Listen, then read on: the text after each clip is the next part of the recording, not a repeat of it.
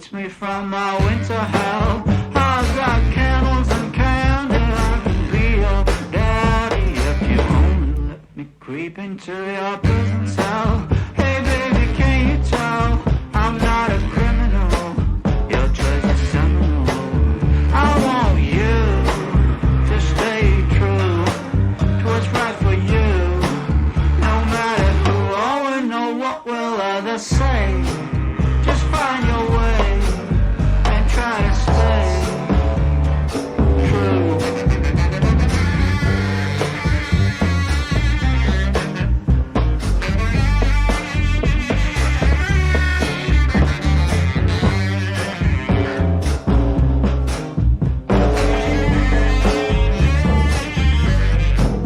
Just speak low, stand in your row, try not to show this life's a show. Try not to glow way down below. Oh, it's a lot of woe, and that's not a place where you would like to go. I've got cigarettes and brandy, which could come in handy if you just help me loosen up my hand grenades. Baby, don't refuse my truth, but it's up to you not to choose. I want you to stay true to what's right for you. No matter who or know what will others say, just find your way and try to stay true.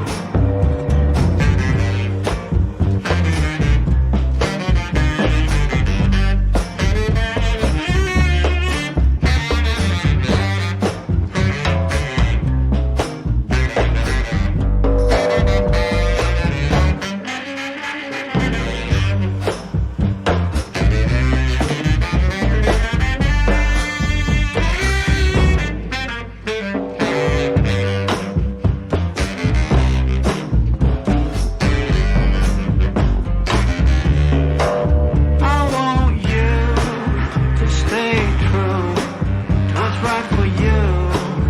No matter who or know what will others say, just find your way and try to stay true, true, true, true, true,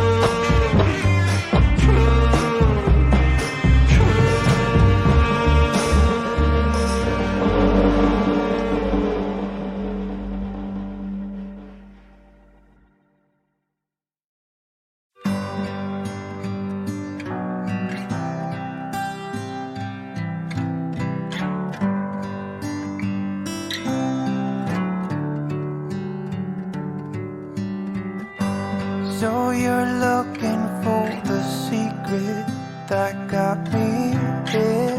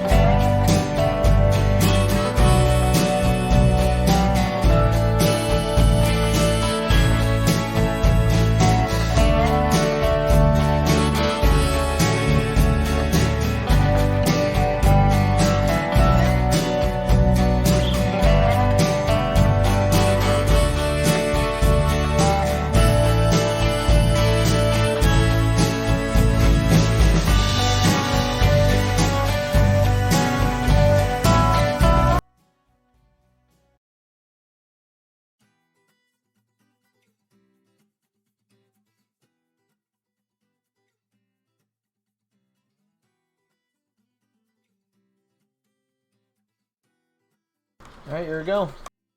Excellent. So, welcome everybody to Campaign 2 on Pathfinding Adventures with Pathfinder 2nd Edition. This time it's set in the nation of Golden Glens, a fractious land with the quarreling nobles, poor peasants, and hags behind every corner.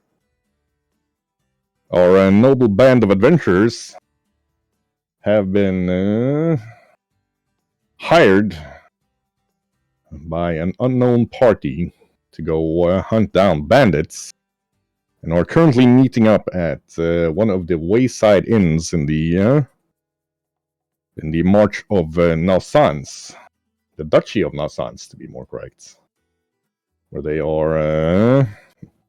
Let me double check that. No, the March of Nassans. There's going to be a lot of confusion at the start with that. Where they are meeting each other, some for the first time, some again after having worked together earlier. The inn you find yourselves in is called the Ethereal Drum, a 2-story brick building behind fortified walls of powerful stakes driven down into the ground. The inn itself is clean and nice, well kept. The smell of grilled meat, damp wool, and wood smoke filling up the large common room you find yourselves in. Yeah, there's except for the sound of wind chimes. There's not a lot to distinguish it from other inns. There are travelers around. The inn is about half full, maybe 20 or 30 people in here. But it's pretty easy for you to recognize the hired swords and other adventurers around the bunch. And so far, well, it's going to be up to your characters how long you've been here, but you're still waiting for your contact to arrive and give you the contract that you've been promised is going to both pay well and be a quick and easy job. Only done because there are no knights currently in the area that can go kill a couple of bandits real quick. And on that note, we are going to start it off with jumping to Kalazir. I would like a short description of your character and what she's doing as we start off. So, Kalazir, or Cal for short, is a human female, 19 years old. She is wearing leather armor, dwarven combat boots, a steel shield, and a dwarven war axe, although she is human. She has black hair and brown eyes, and is looking a bit grim all the time, not smiling much. She seems very familiar with Preacher and Mador, to which she is looking now and saying, "Some bandits can't be harder than an orc chieftain, right?" Yeah, but I think we're kind of drunk when we decided to go after him with the three of us, and we almost paid for it in the end. Hey, we made it out alive, right? So I don't see a problem. Could we have a little description of Mador, please? See, definitely he's half elf drow with the more of the elven features than the human features. He has the dark skin, the white hair, violet eyes. Leaning against the wall behind him is a Gossamer, and he looks like he's kind of frothing at the bit and like impatiently going, just want to get out of here. Glances around a lot, especially if anyone has to be walking in with robes. He gets kind of, how would you say, doesn't trust them. We just waiting here, having a nice drink together. Well, preacher, what do you think about this old chieftain? You think the bandits will be easier than what that one was? Well, you were drunk. I was not. So I would have to say that the chances are better this time around. Preacher Thank you. is a humanoid. He's an automaton. So basically, think of a 7 feet long, with no real facial expressions, gleaming bronze person, dressed in a what can only be described as a monk robe. Very loose fitting, and most of his attire seems to be designed to hold things strapped to him. So it's very tight. It's very tight fitting. He doesn't have that many possessions on him. He has a knapsack next to him along the wall. He's also standing, arms crossed, and he's almost supernaturally still.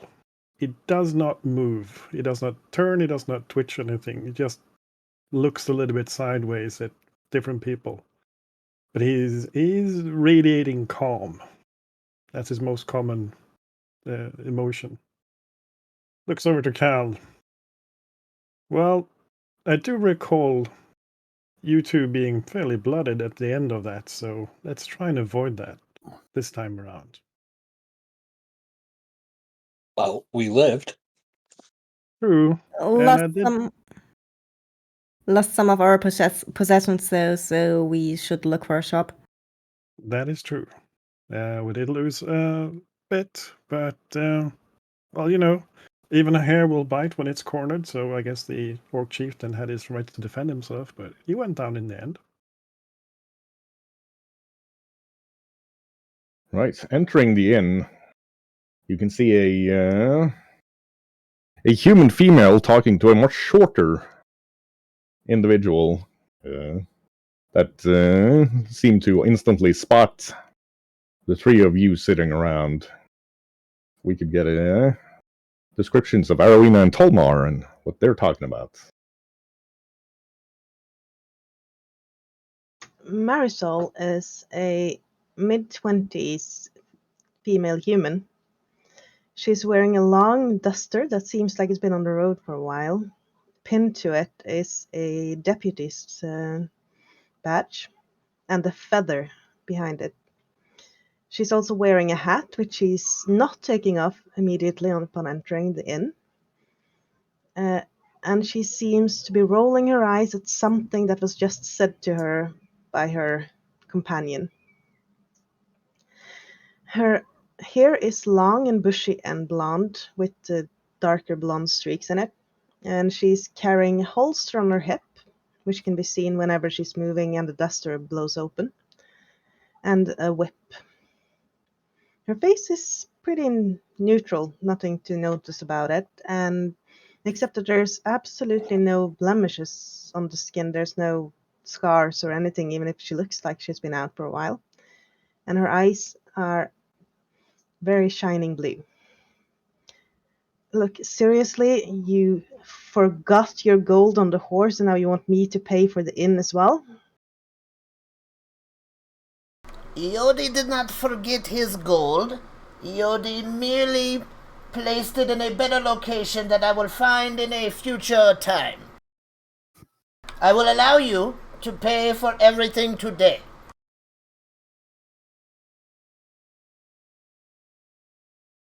And Iodi is gonna let his phone go off very loud in everyone's ear. I hope everybody enjoyed that. Also, he is a very small kobold man. He carries a staff. It seemingly is carved from pure glass. Has like a purple on the inside, but with a green highlight that seems to move up and down from the bottom to the top of the staff. He wears just some purplish robes with a little silver trim, little dirt on the bottom, though he seems to be quite bothered by that. Somehow this little guy stands so straight, though, he appears to be looking down at everyone in the room. And then he turns to Marisol and he says, And, let us not forget, Iodi is the one who saved us from the bandits. I could have turned them to cinders at any time, but I allowed you the glory. She just shakes her head and orders 2 beers. Accepts them and drinks both while looking down at him. He looks a little dismayed up at the beers, and then his face immediately fixes, and he's like, Iodi is not thirsty for common beer.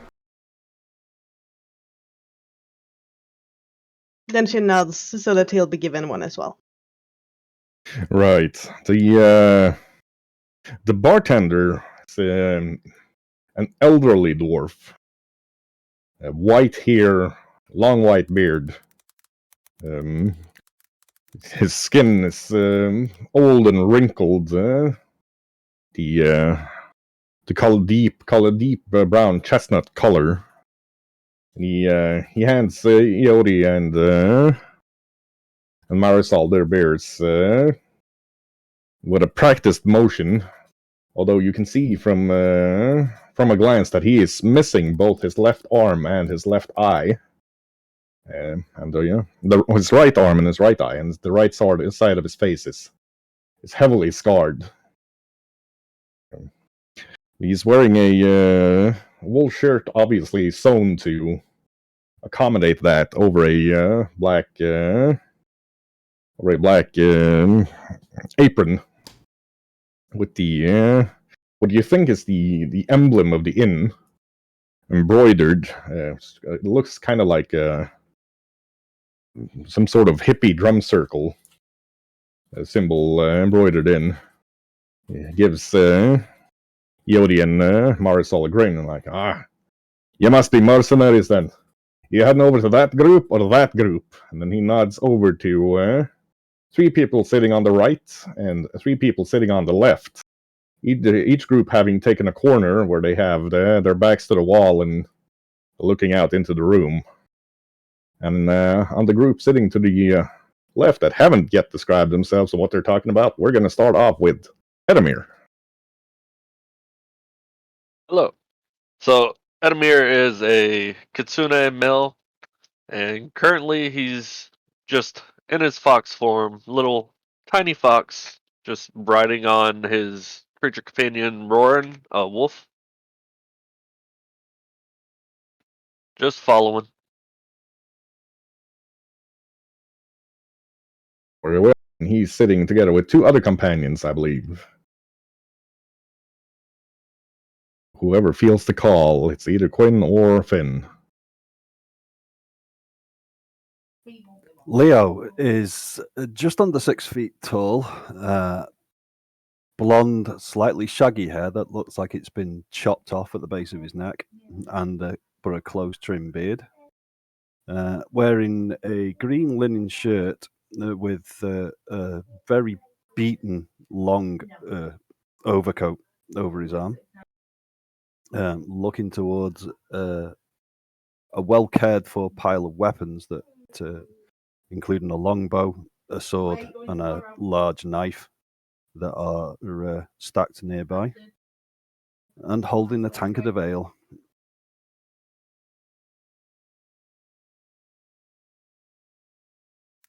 Right, and I do believe that leaves Zara.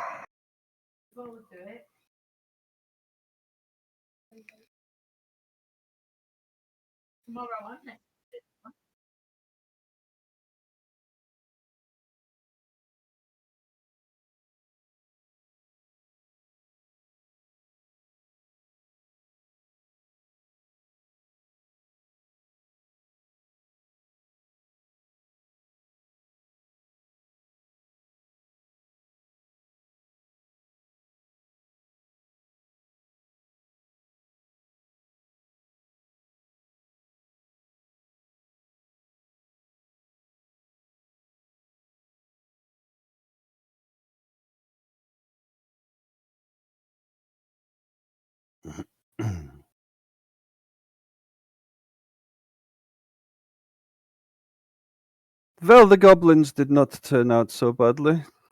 Perhaps this job will be as easy. hearing about the knickknacks, Edamir's going to go and try to play with them, just knock them around.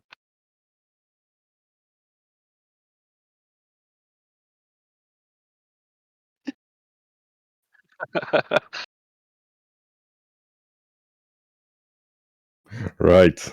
So, coming out from the back room of the inn, it's a fairly tall, well-built man in his late 40s, dressed obviously not one of the farmers of or travelers of the region. He's dressed in a well-made gambeson, just dark brown, no markings on it.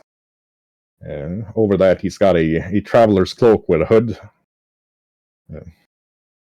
In his belt, you can see a well-made arming sword and a long rondel dagger, both placed on the right side of the belt. He's got brown hair, about shoulder length, and a well-kept brown beard. Those of you who are used to studying that sort of thing can see a lot of scars on his hands and in the part of his face that would not usually be covered by a helmet. He nods to the innkeeper and the bartender and raises his voice, saying, "All right, those of you who are here to answer the call for bandit culling, please enter the room." And he just turns and walks back in. I step forward, grabbing Yodi by the scruff of his neck, and just pull him over together with me over to the door. Hey! Yodi knows how to walk. I guess that's our cue, Preacher and Cal. Yeah, seems like it. We move on over. He's gonna hop up and make his little way over there as a fox.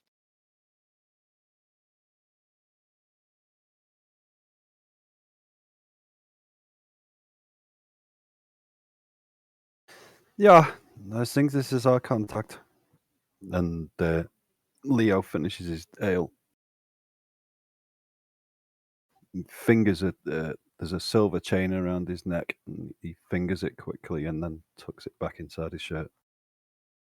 Right. So you enter the room. This is obviously a more expensive room than the common room you were in. The chairs are padded,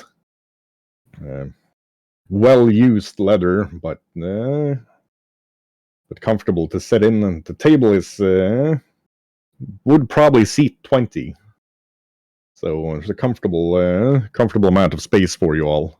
It's got its own fireplace, and pitchers of wine and water have been placed out, in addition to a light assortment of snacks of various types, bits of bacon, buns. Being close to the Ebon coast, of course, the deep-fried crickets with the chili powder that have become so popular. The innkeeper herself, a tall elven woman with long silver-colored hair and eyes, and a deep black skin, swishes in, dressed in flowing, colorful clothes. Where colors probably should be clashing, but she pulls it off somehow. She's walking barefoot, and she's got little bracelets on her legs with the bells on them, clinking around. Places down beer and wine for everybody. Gives everybody a broad smile before leaving. Marisol is already over by the snacks, handing some crickets to Yodi and watching the people and the menagerie. She has no idea why all the animals are here, but she'll roll with it. Yeah. The gentleman who called you in stands at the foot of the table. seems unperturbed by your somewhat eclectic group of humanoids and animals. And going so far as to toss a piece of deep-fried pig skin over to Edamir. He's gonna gobble it up. You see a little smile on his face. Hello, everyone. I'm Henry Bureau. I currently have a job for you all. There is a gang of bandits led by a former soldier of the name Guy LaHaye that have recently established themselves in this region. And due to, well, I won't go into the political situation and bore everyone here, but currently there are no knights available to go deal with this issue, which is why we will turn to mercenaries such as yourselves. You are all in good standing with the mercenary guild of Ravensbridge. Your names were recommended when I contacted them. As such, we are willing to pay you the sum of 60 silver coins each, in addition to whatever recovered loot you find, with one exception.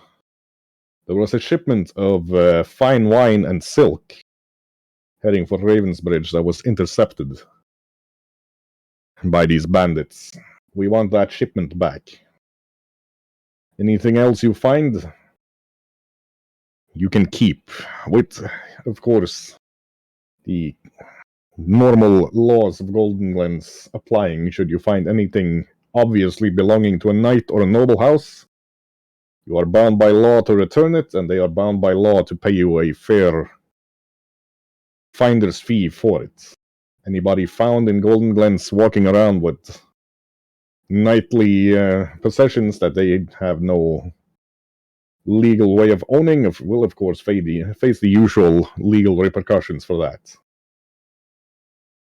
The reason we meet in this inn is that we believe the base is of these bandits is in the woods within a day's travel of this inn. Several of people of unknown provenance and rough-looking character have been celebrating in this inn the last week, spending way too much money compared to what folk of their ilk should have available. I know there are at least 2 experienced trackers among your group of mercenaries. It should be no big deal for you to be able to find these evildoers and deal with them. Be aware that scouts have reported that Guy LaHaye has recruited himself scum is the best way of describing it, but there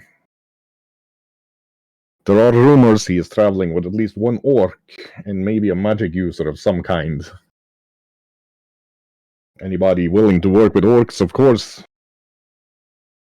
Well, if you bring him in alive or dead, there's really not much matter to me.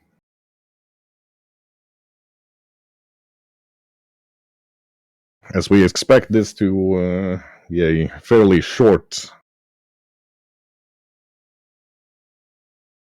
job, we are have also arranged for 3 days of rations to you all. And he nods over at 2 large bags towards the back end of the room. So, do you have any questions? If not, I will leave you to do your planning. Once the job is done, check in with me in the city of Ravenbridge at the Mercenaries Guild, and you will get the full payment, and your standing with the guild will be updated. He's gonna pop back into his humanoid form and ask, where were the last of these bandits seen? The last time the bandits were seen was 6 days ago, about a 4-hour walk to the south from here. There was one survivor of the guilders from the Porters Guild transporting the silk and wine. He said they were struck very violently, very fast by a person that matches the description of Gila Hay. Tall, long hair, very powerfully built, wielding a woodsman's axe, in addition to several other bandits. We did find the bodies of 4 bandits, 2 humans, a goblin, and a lizard man, left to rot by the wayside. They did slaughter every single member of the Porters Guild. Were these bodies looked at? Were they using poison, or what was the situation with the bodies? From the report I got from the local sheriff's deputy, the bodies were chopped up with regular weapons. No signs of poison, but the surviving porter did mention that 2 of the guards guarding the caravan just fell asleep and fell over where they stood, which is why we suspect that he may have a magic user in his employ.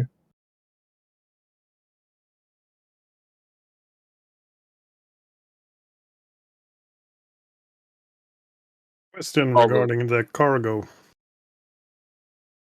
Yeah,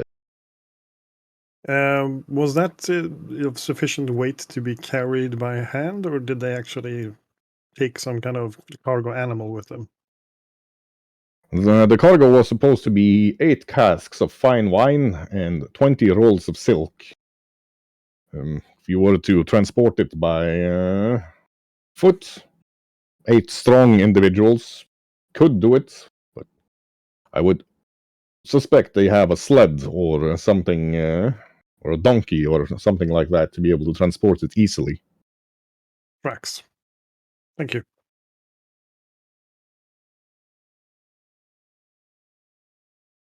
Well, we should probably start where they were hit then. 4 hours to the south? Well, the Or day is 6? still young.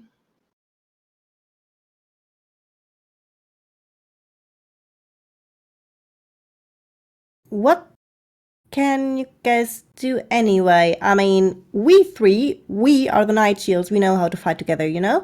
But what about you? And she's looking at each of the others.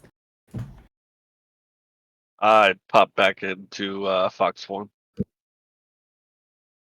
Iodi nudges Marisol. Is she speaking to you? Obviously, everybody can see you're a wizard. The wizard? Marisol just spins the gun on her finger and puts it back in her holster and keeps munching on the spicy crickets. Edamir goes up and starts nibbling on her boot. Hey, doggy. Iodi wonders if Fox Lady is tasty, yes? Fox dude. No, I called you a lady on purpose. I'm gonna yip at Iodi comment? starts poking her with the staff. Is a Be nice to the animals. Is biting your shoe. Iodi cannot have you looking like peasant. You are bodyguard, yes? Thinking that Yodi's Yeah. playing, he's gonna start playing back with the staff. I do not like this, mongrel. I'm gonna take the bowl of the crickets and just move over to the other side of the table. You would steal Iodi's food? Excuse me. Could I try some of those crickets? Sure. She holds out the bowl. Danke. The food's And being take some of the passed crickets around. and put some on the plate. They'll run up and start baking. I'm dropping some bacon down to you.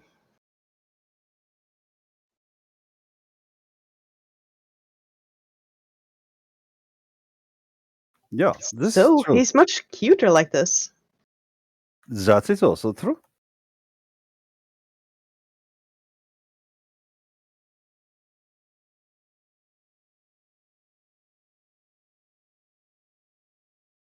I don't have that problem. I got this problem. She looks Yodi. Yodi looks in the direction she's looking. Is problem where? Come, Zara, it could be worse. At least he is not urinating on the pack this time. If he does that, I'm gonna get myself a nice new pair of pelt boots. I think we can make both. Leaning over to my door. I'm not too sure about this group.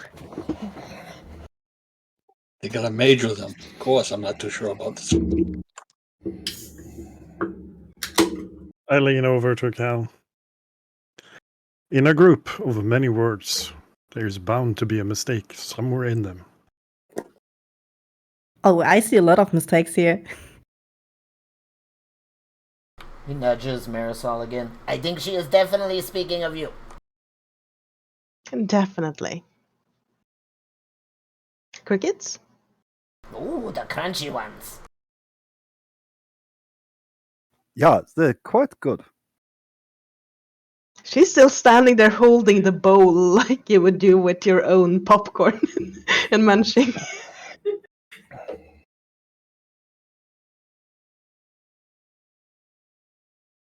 Leo's moved on to a nice open sandwich. Okay. So he tosses a slice of meat down to Edamir. Who happily gobbles it up. There, let that do you for now. I don't care what you do in a fight, but just don't stand in our way and don't shoot us in the backs, please, okay? Why would I do that? I don't know. I don't know you. I don't know how good you are. She shrugs. Hmm. Seems like a very Really? nice person. Cal, if they're part of the same mercenary guild we're part of, they must be reputable about something. I understand how you're feeling, but again, we are all from the same guild, even though we probably never, I don't recognize any of them. I'm not worried about my back. I mean, you are standing behind me.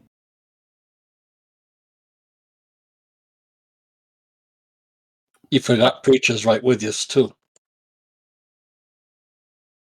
Thank you, sir. I was about to say that we do not know how good you are either. I have never shot anyone in the back with my bow yet.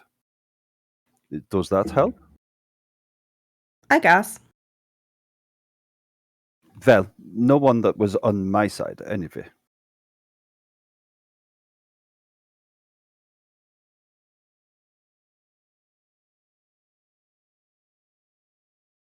I will definitely take your word on that. Also, I am one of the trackers. I do not know which of us is the other tracker. A tracker. So you're carrying stuff? A tracker, not a tracker, Fraulein. Look, let's before we just get off on the wrong foot here. Hi, I'm Marisol. You will introduce Yodi as well. And this is Yodi.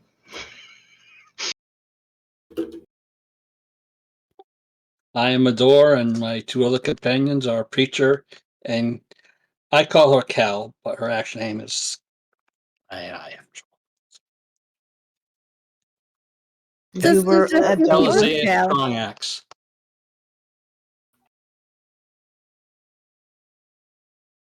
Shogi? Yes, that's me, sir. I'm looking around for something. I basically shrug and looking around for something heavy to lift and then demonstrate that, yes, I am very, very strong. Well, you have Fully two. suitable. You have 2 bags with 3 days of supplies for 8 people. Yeah. I hold them up, basically one on each shoulder, and then looking like, yes, are we going? Practical. Think that I'm gonna pop back into my humanoid form, pick something up random, and then pop back into my wolf form or my fox form, and it just magically disappears. That looks practical.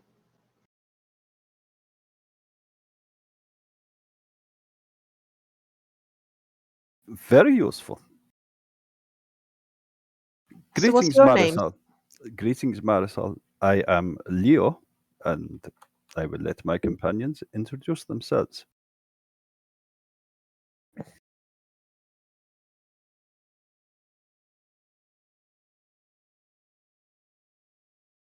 She does that. Do not be worried. Eh. I come from Green Hill. I have not heard of it. It's It tiny, you seems I would know should. it. It seems like I should, but well, I will take your word for it. And this little dude, I'm now sitting on my knees and holding out a hand like you would to a dog. With bacon in it, of course.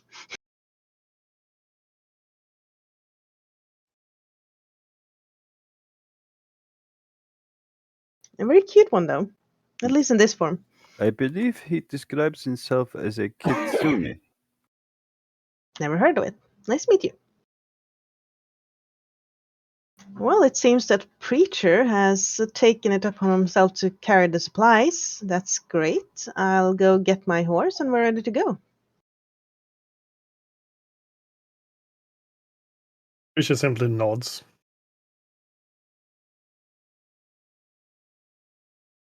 You want to take a horse to fight bandits? Isn't that way too dangerous for this little animal? And what do you think I've been doing with him when we've traveled? I don't know, like carry it on your shoulder? Where are you from, my lady? Oh, wait, I'm from Saint Arel. Must be an interesting place. Shakes her head and just walks towards the door, still carrying the bowl of crickets. Eode puts a hand on his face like he's whispering, but he doesn't lower his volume at all, and he just goes, I think this one is the bossy lady, I don't like her. Nah, we'll look after her, see what happens. I will let you take care of it, this messy business. Agreed. If you're riding behind me, you're holding the crickets. I hand him the bowl when we're entering the stables. Yes, Eode will hold the crickets, nothing will happen to them. I hope not. I would like some more. You are welcome to them.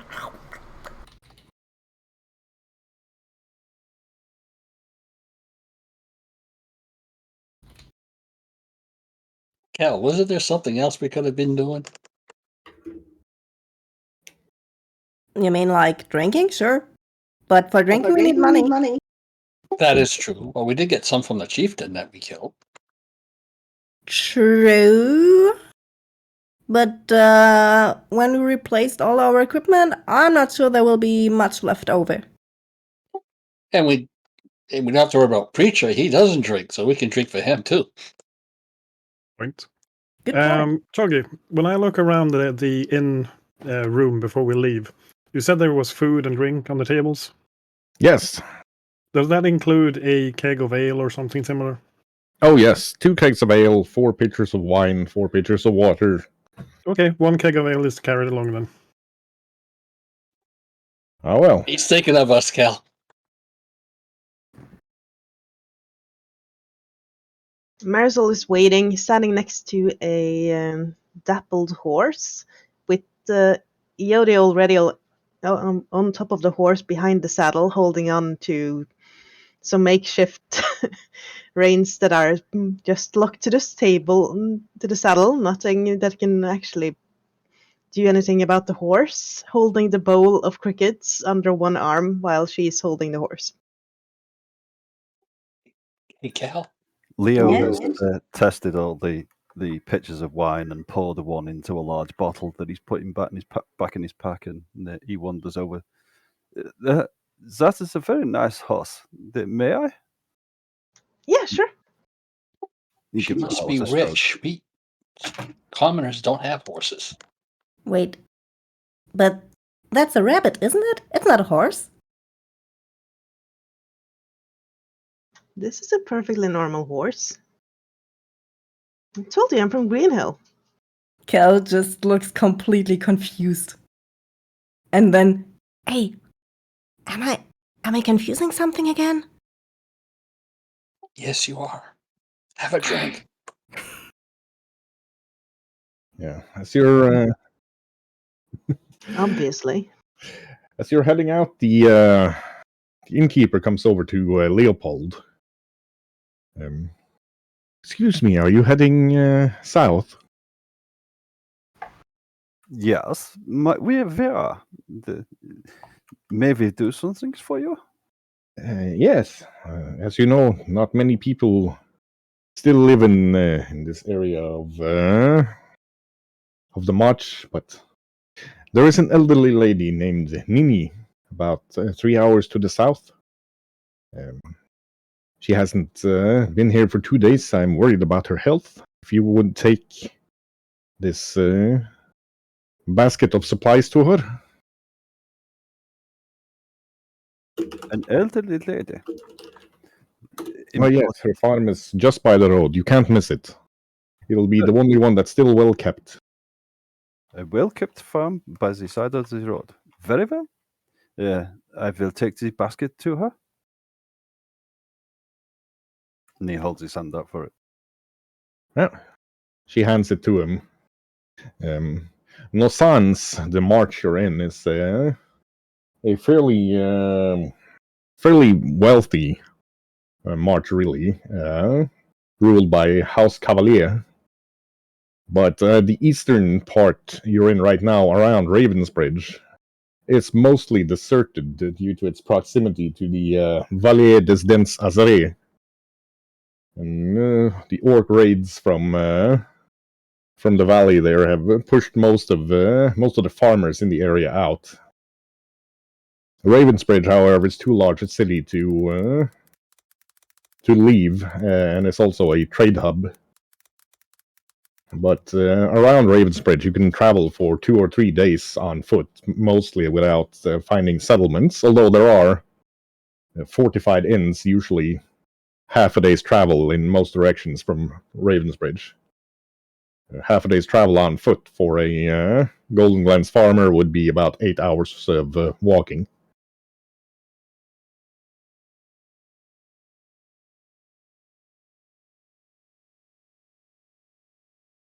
But as you start your travels to the south, you can see the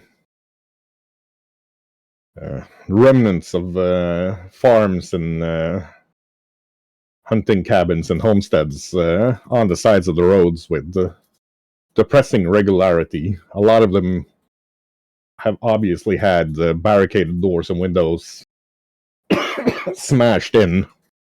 But a fair few of them seem to have just been abandoned as well. So you travel south, you don't meet any caravans or anybody from the Porters Guild. But after a couple of hours of travel, you can see a small cabin with wood coming from the chimney, a hen house, and a milking cow standing tied up outside of it in a shed with 3 walls and a roof.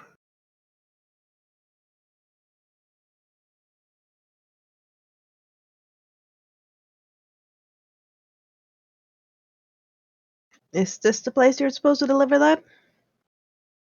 Marisol is not riding, she's just walking the horse with Yodi on top of it. A well-kept farm by the side of the road. Yes, it seems so. Let us find the farmhouse. Should be that one.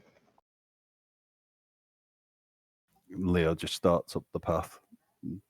Yeah. Looking around. It's a short walk up to the farmhouse. And you can hear somebody moving around slowly and rummaging in a cupboard from the sounds of it inside. He knocks loudly on the door. Hello? Is anyone at home? Slowly, something or somebody shuffles over to the door. It's opened by a very, very old human lady. Skin like wrinkled paper, long, unkept white hair, eyes that obviously don't work very well anymore from the clouding in the eyeballs. Dressed in a simple black dress with comfortable boots on. She looks up and gives Leo a grin that lacks more than half the teeth. Oh, there you are. Who are you? Excuse me. My name is Leo, and I have a basket of items for you sent by the innkeeper at the Etheric Drum. The Etheric Drum? I never heard of it. Ah, it's an inn in Ravensbridge. I assumed that you knew the innkeeper. I've never been to Ravensbridge in my life. Nevertheless, ma'am, I believe this is for you. And he holds out the basket. Oh! She quickly opens the cloth over it, tears it off, and like, oh yes, mutton stew, my favorite. So kind of you. Please take these 2 tonics with you for whatever you're here to do. You don't look like a knight. You talk funny, but you have brought me food, so I will give you my tonics. And she hands him 2 vials of unidentifiable liquid. He takes them slightly dubiously. That is very kind of you. I did not expect anything for running the errand. Yes, I have a very strange accent. I am not a local to this area, you see. Well, would you and your friends like to come and sleep for the night? What time of day is it? It's a bit past noon. I'm sorry, ma'am, but I think we'll have to decline. We have a long way ahead of us. It was very kind of you to offer, though. Thank you very much. Well, best of luck in your travels. Try not to get eaten by the toothy ones. And she cackles at her own joke and closes the door. Once again covering his mouth like he's whispering. I do not think she is speaking of herself, toothy one. Indeed. I do not think so either, Eode. That was a very strange old lady. But she gave us these tonics. Perhaps they will be useful. Perhaps someone with some knowledge of tonics could take a look at them. See if they're anything worth.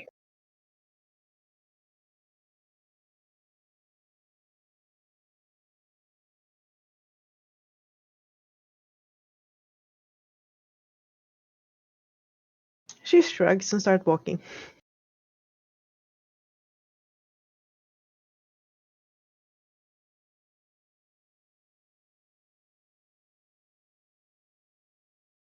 What do you make of them, Zara?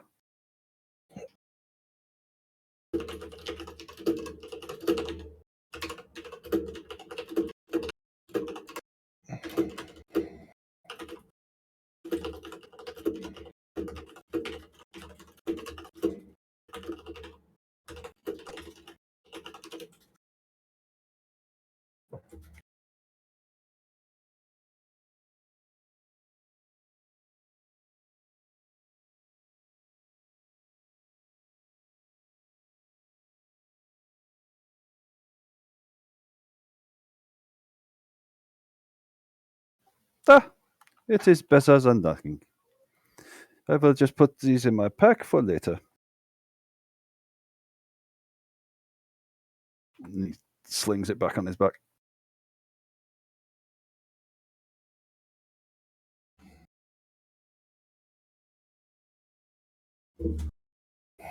Interesting. I can take a look at them and see if they're magical. I would need a knowledge arcana roll from you. What about casting cantrip, read aura? Let me have a look at that. That cantrip is new to me. It would give me a moment and I'll check out what it does.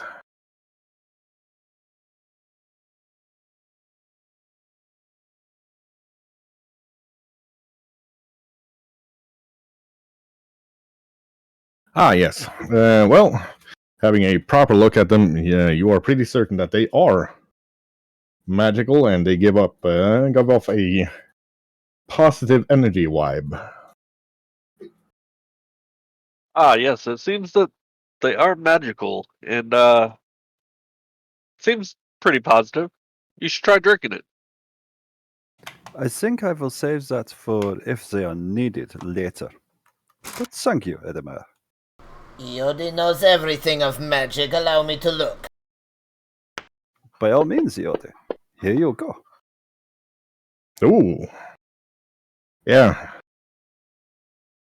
Iori is entirely certain that these are weak healing potions.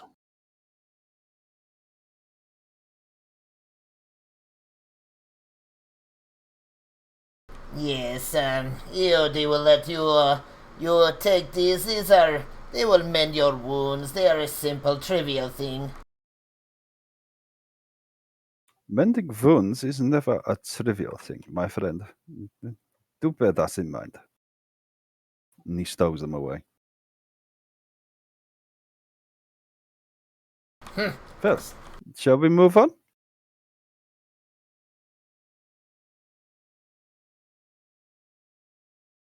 Yeah. You move for another hour, and then you get to what you assume is the site of where a battle has been. There are still brownish stains on the road, but the real giveaway is the 4 corpses lying in the wayside. Now, mostly bones and scraps of flesh and fabric having been eaten at by the local wildlife for the last week. Although the lizard man one seems to have been touched a lot less than the others. Only the entrails have been eaten. And the eyeballs. The Lord and Lady would never let this happen in Greenhill. Although this wouldn't happen in Greenhill anyway. Ugh. Who's in charge of these roads? Why are the bodies still here? Why would they not be? Because you clean up and give people a proper burial and stuff. That's how you spread disease. I did not know this. But these are bandits and scum and unworthy of a proper burial. Oh, Burn them. absolutely. They make the place look terribly untidy. Patting the horse, and Iodi just kind of says, "It is a great day that I allowed this horse to carry me. I cannot sullen my robes in this mess." Is he always like this? He's been like that since I found them. It's kind of growing on me, though. He looks over at Ed and he goes, "I think she is talking about you." Definitely. She just shakes her head and starts looking for tracks around the corpses. You found him? It's a long story. Leo also starts searching the area. Right. I would like a survival roll from each of you. Ed is also. Yep. Go ahead, Ed. I will keep an eye looking around him. How do I roll in this thing? Yep.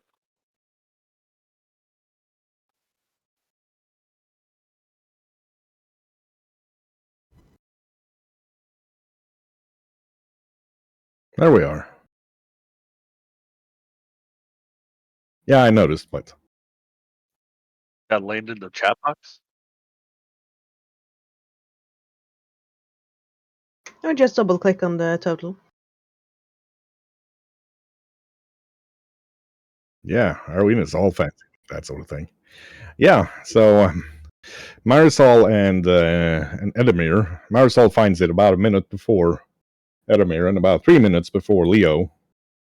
Tracks of seems like a sled that's been used to transport something heavy into the forest. Leo? Can I call you Leo? That is my name. Great. Look at this. Yes. Sled tracks. Slightly heavily laden. I believe this is what we are looking for. Well, then this is the way we're going.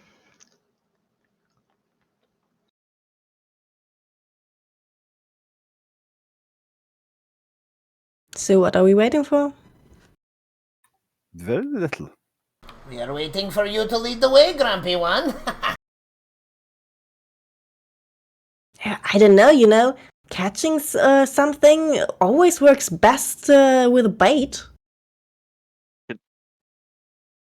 Perhaps we send the dog. I wanted Yes, to Ed? get Roran to smell and see if he can sense out with scent. Yeah, with him following the scent as well, it's gonna be easy for you all to follow the tracks. They lead you into the forest. So this is a fairly lightly forested area.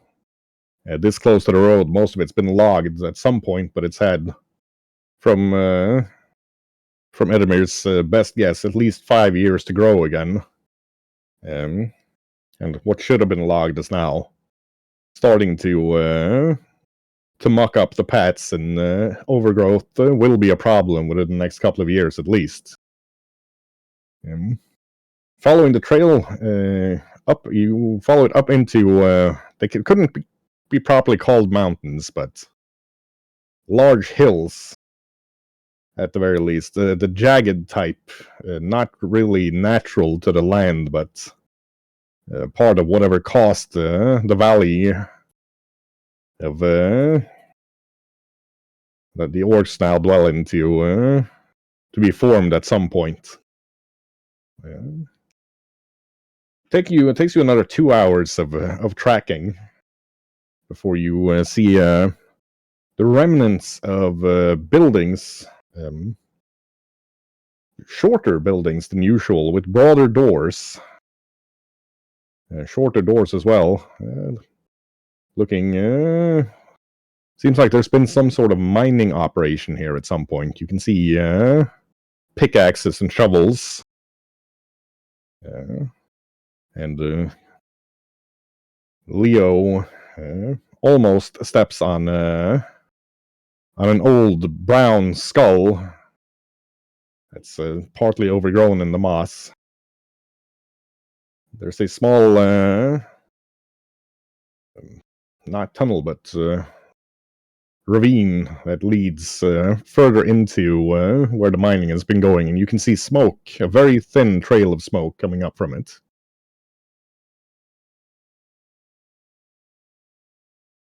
It looks like there's someone down there. Indeed. Yeah, but certainly not for mining. I think the miners are long since gone. Considering this town is abandoned long since, then yeah, definitely. You want me to go investigate in my fox form? Why not? We can set up camp outside of the reach for now, and you'll just find us again, right? Sure. I hand him a piece of bacon.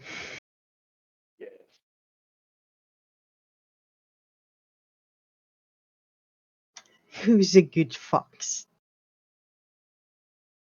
Right. Give us a stealth roll, Adamir.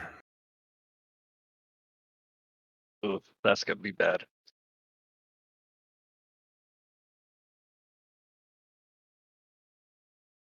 That was not bad. I'm also a pest form fox, so I'm tiny. Yeah, sneaking up. You can see a mining tunnel opening into the cliffside.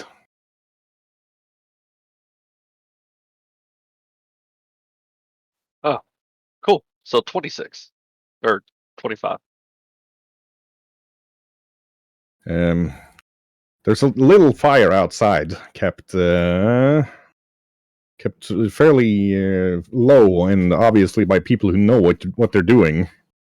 And you can see 3 individuals. They're not sitting by the fire, but they're standing outside of the cave, keeping watch. Pretty sleek, but also quite worn down and rugged looking catfolk with a huge axe that's sniffing in your direction, but seems to just ignore you. A bat-like creature and a goblin that doesn't seem to have spotted you. They're sitting outside there going like, I don't know. I don't know, the boss said we were supposed to be bringing the loot to the forest keep. I hope we get going soon. I hate this cave. I'm just gonna hunker down, try to listen in a little bit more. In the meantime, we're gonna set up camp. The catfolk, like, I don't know. I don't like this cave any more than you do, but the boss in the forest keep, he's unpredictable. I prefer being with Guy. What he says about the nobles being the oppressors of the people and that the commoners should rise up and grab the means of farming makes sense to me. And then the bat looks at them like, "Shh, do you hear that? Sounds like somebody setting up camp not too far away." Gonna scurry off.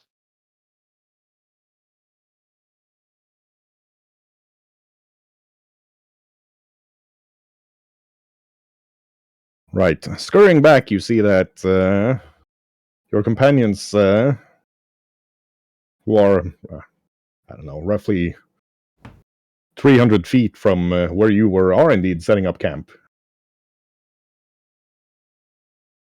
I'm gonna turn back into my humanoid form and start telling everybody to gather around. What did you find, Edmir?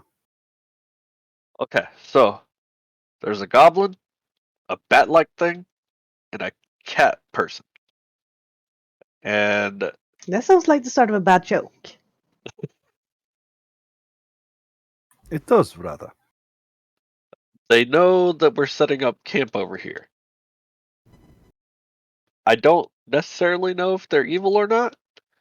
They look pretty evil, but they were There's talking about like commoners rising up, taking farming for themselves, and some weird stuff. Well, then we have 2 But choices. Either continue setting up camp and pretend like we have nothing to do here but just, camp. Or we get the hell out of Dodge. they also talked about their master, so they might be linked with the group that we're looking for. No. Did they say anything about the stuff they took? Not that I remember. I was trying not to get spotted. Seemed like, they're pretty perceptive. Well, then let's go. Let's go, like, attack or leave? Leave unless you want to attack. I don't know. I mean, We might get information about them. I say we send the grumpy one to ask them questions. I say we send him. Looking over his shoulder. I think he is speaking of you.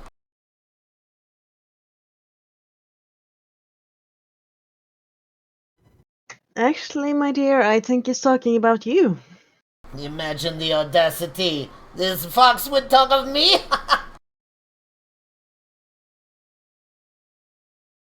So, are we going or are we staying and getting ambushed?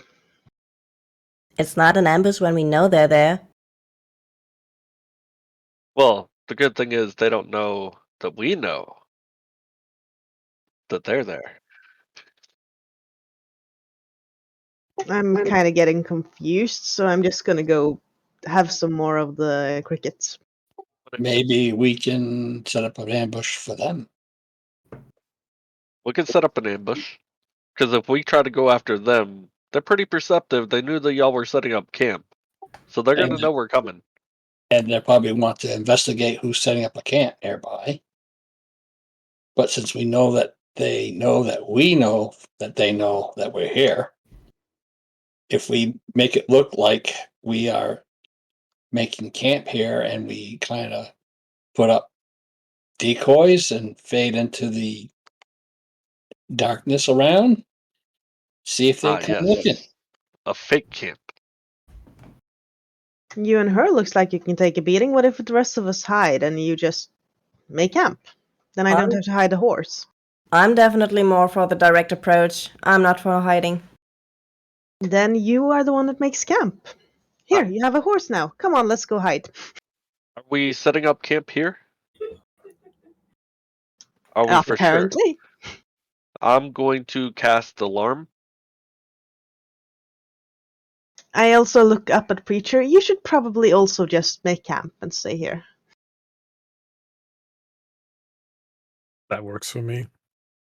I'm handing the reins of my horse to Cal and sneaking off into the bushes. Perhaps Iodi should stay in camp as well. His grandeur is too good to hide. A few fish. You want help from the horse first? I do not require help, and he reaches out his hand for help. I thought it was a rabbit. I help him down and then just, walk into the bushes.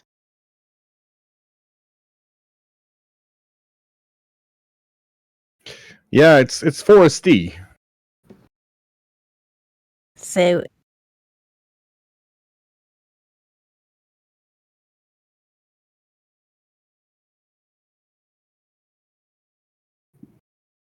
okay, so when this is a Nice horse, trick. then what's a rabbit? Don't overthink this, Kel. Let's get ready to meet some guests if they decide to come and visit. Oh, gladly.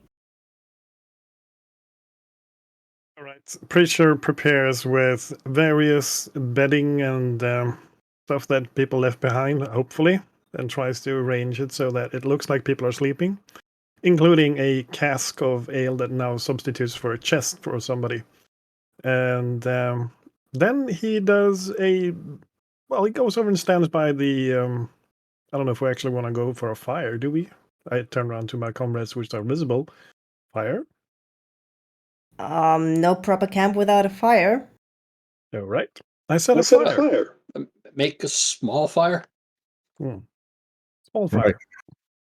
You see sneaking up on you the aforementioned catfolk, in addition to an orc looking a lot like that.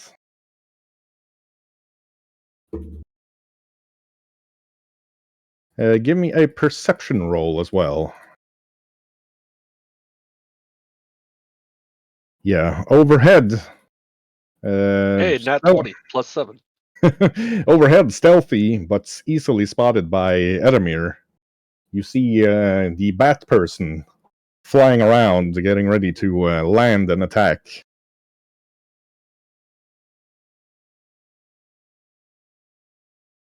And my alarm goes off. Are they within 20 feet? They are. The two you can see are not within 20 feet, but your alarm goes off anyway.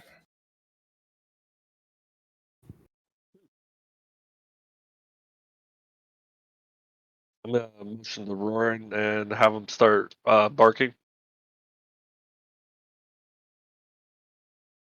Rorin starts barking, and the orc and the catfolk start running towards you.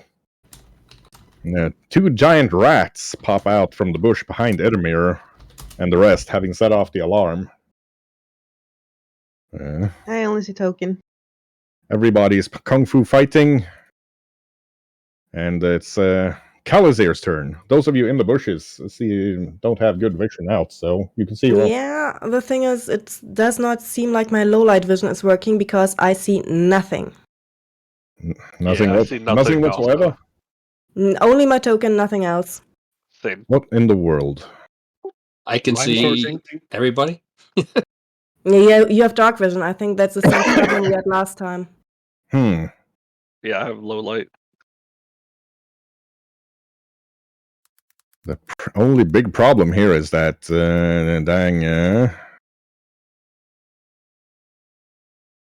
Kalazir should be able to see everything. Have you chosen your own token, Shion? I see my token, yeah. Nothing else. Try Have you- pressing it. Have you clicked on your token? I clicked on my token, still nothing. Well, ain't that typical of Fancy Grounds being all weird. I mean, for a test, I could activate the effect of a torch if I see more. Try doing that. Indeed, now Oh. I see the radius of a torch. So you need to set the global light level. Yeah. Yeah, it's apparently pictured Black Knight. Where in the hoo-ha do I do that? Maybe along the top. Does not seem like it's along the top. Let's see what I can find out. It is actually daytime, so you guys shouldn't be having that sort of issue right now.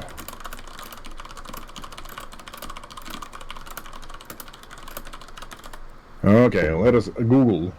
Fancy Grounds has terrible light settings compared to Roll20.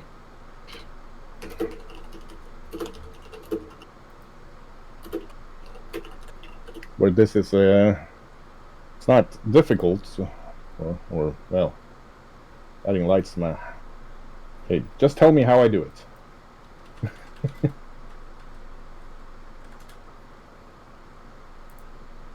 They do not want to do that.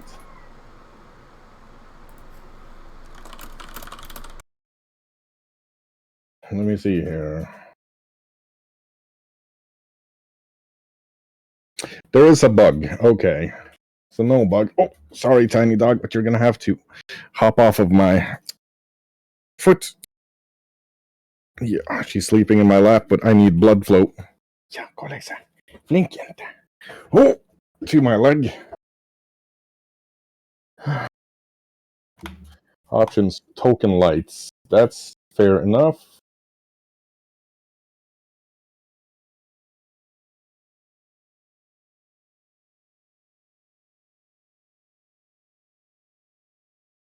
Huh.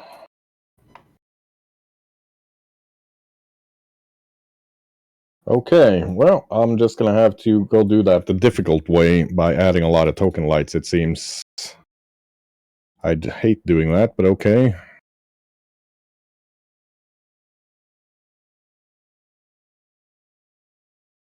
I have added to me and Leopold. It's gonna give you all dark vision for this. Oh, Lan already has it, so he doesn't have an issue.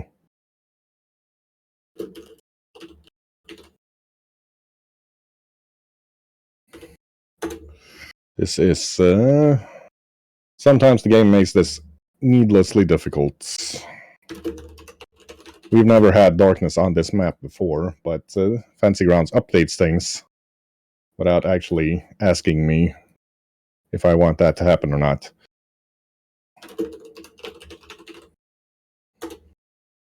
I will just add Dark Vision to everybody and their uncle, and we shouldn't have the issue for this fight. Mother should have Dark Vision already. There we are.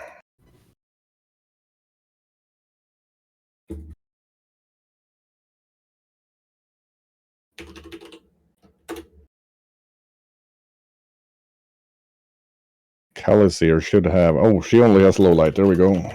This should do something for you.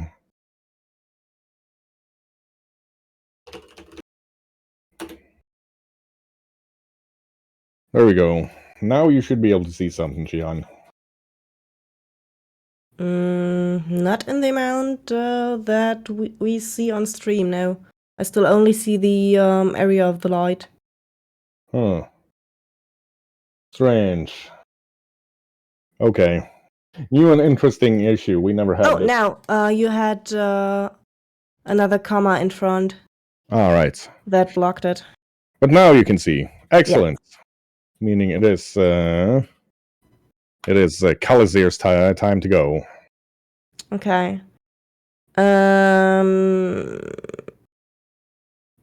So. Oh. Now I'm starting to see the enemies. Okay. There we are.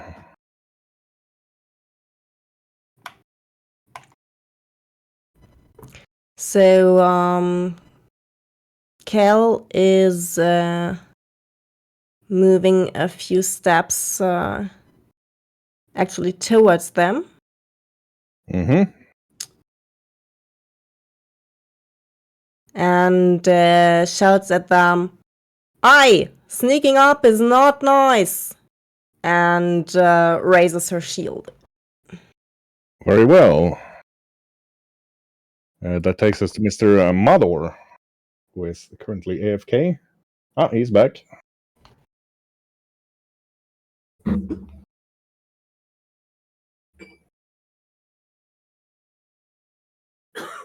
So I can only see these two over here, right? Currently, yes. Correct, sir.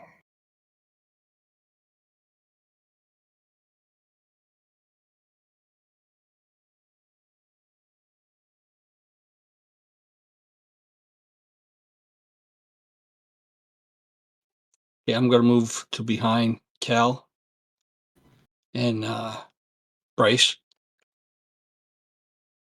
Very well. That takes us to Leopold.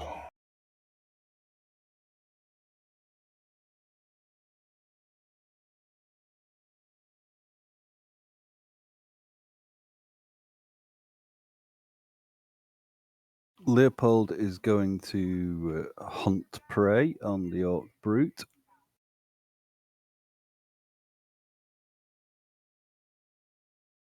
Very well. Just a minute while I get the distance measuring up. 100 feet. Oh.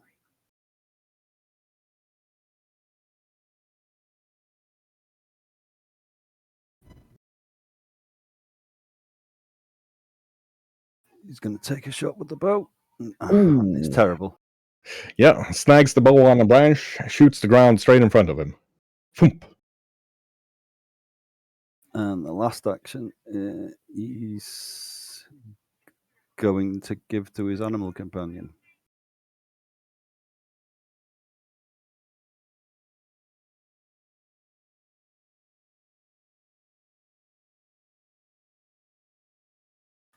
That.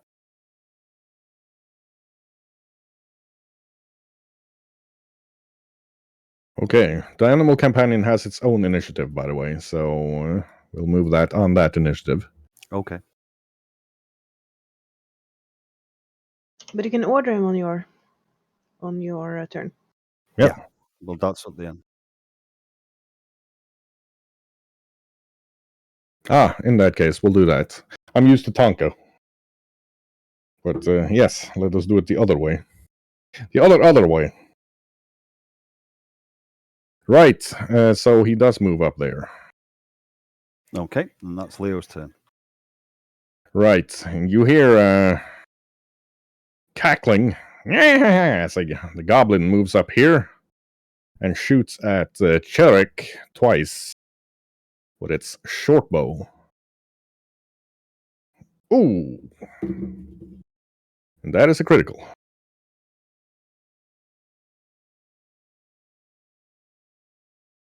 Hits Cherek for 15 damage with the first arrow.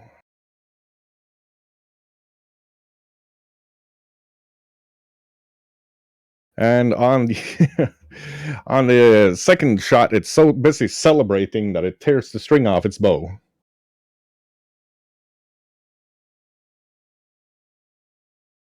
Right, and that takes us to Iodi. Okay. Iodi hears her say, that's not very nice, and hears arrows and sees a bear, and he's like, oh, oh, oh. And he immediately runs up behind Mador. Muttering to himself, he is going to tap the back of Mador's weapon and cast Echoing Weapon on it. Ooh. Let me read this, hold on. So this is an evocation spell. Essentially, whoever is holding the weapon that I choose, which would be Mador, the weapon discharges a burst of sound targeting one creature adjacent to the wielder. This is a 1-minute spell, and every time he hits it successfully, it's going to build up charges of this. The sonic damage this deals is equal to the number of successful strikes with the target weapon that the wielder made that turn, to a maximum of 4 sonic damage if the wielder hits with 4 strikes.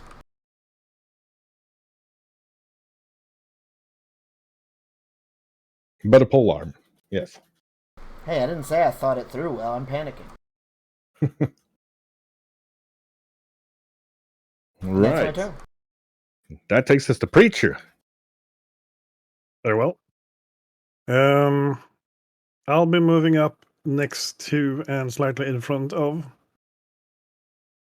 to that location Very well. and realize that we have a lot of people in the next bush. Over. Interesting. Yep. I'm basically getting ready in order to help Kelazir with a little bit of flanking attack for the orc. Got it. So I'm taking an evasive stance at the moment. Takes us to Zara, who can see, by the way, that you are about to be flanked by 2 giant rats that set off the alarm spell. Huge honking bastards, the size of a Dalmatian. Just a lot more nasty looking.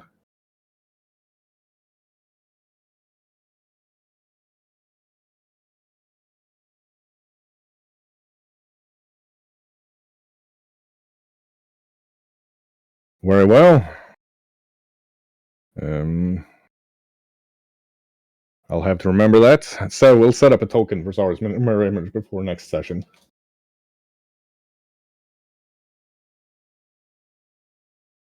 And what else is he doing? Right. So she's moving up as well. Yeah, okay. That makes all sorts of sense, yes.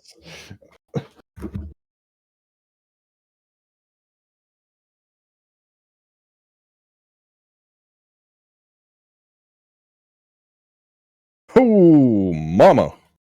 That is a critical, good sir.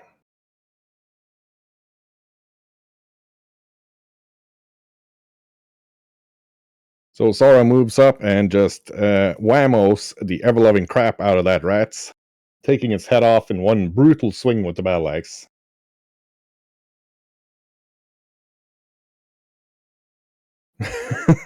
Not a critical, but a hit. So close. And then chops straight into the skull of the other rat, killing it stone dead. With the 2 first kills of the campaign in the same turn. Achievement unlocked. Double kill. Epic. Yeah. We'll see if Sara gets to godlike this fight. That takes us to Edamir. You said that I perceived the bat. Yeah, he is about to land behind Eodi on his turn. How far away? That would be. Oh, right now I miss Fancy Grounds being able to ping. That would be there, if you can see my marker.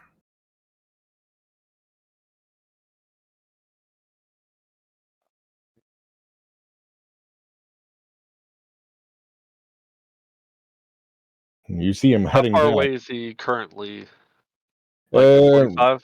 Right now, he would be about 60 feet away, being in the air. And heading down fast in a sort of a Stuka-like dive.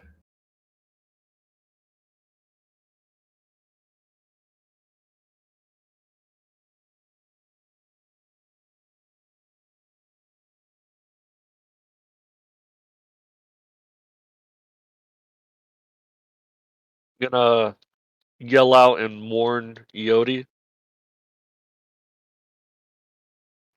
Yodi, look up behind you. And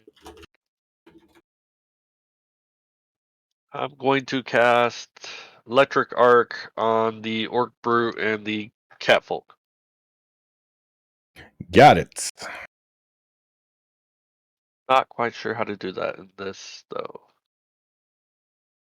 Luckily, Quinn is a grand master of playing spellcasting classes in this setting.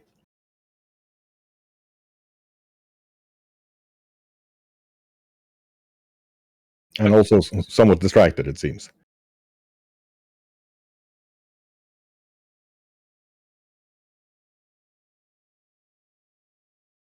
Right.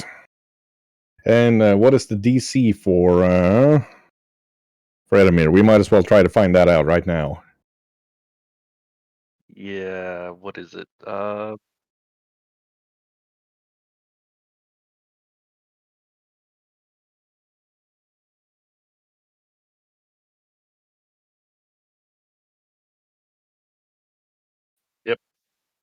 Yep.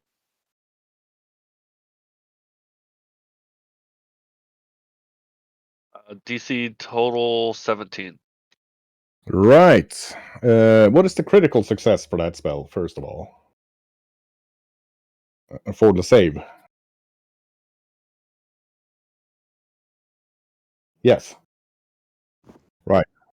So the catfolk easily dodges it, but the orc is hit. So do roll your damage, sir.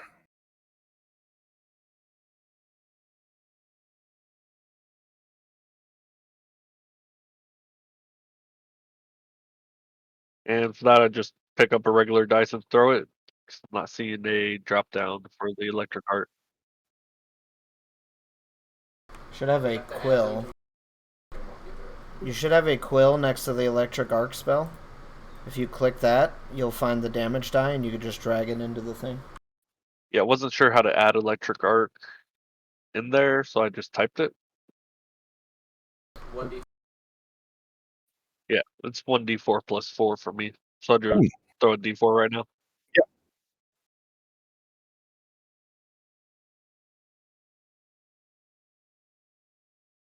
Yeah, just roll a d4 for now, and do it off turn, so to speak.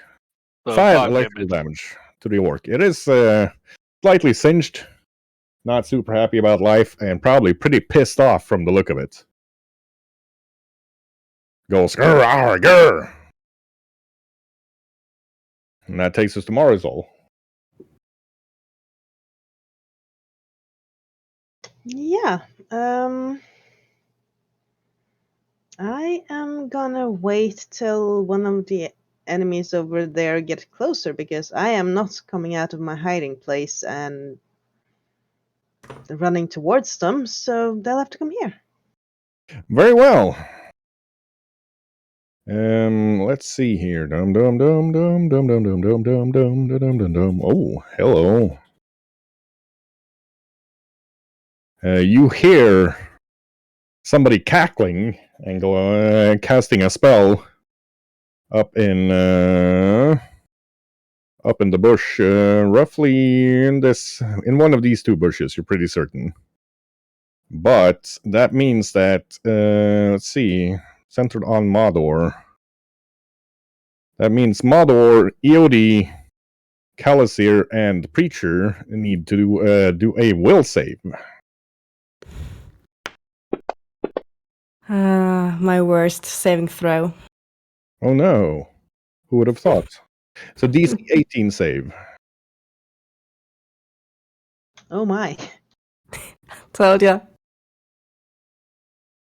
So Oops. Yodi, Mador, and Preacher stay awake, but Kalasir falls asleep and falls over snoring.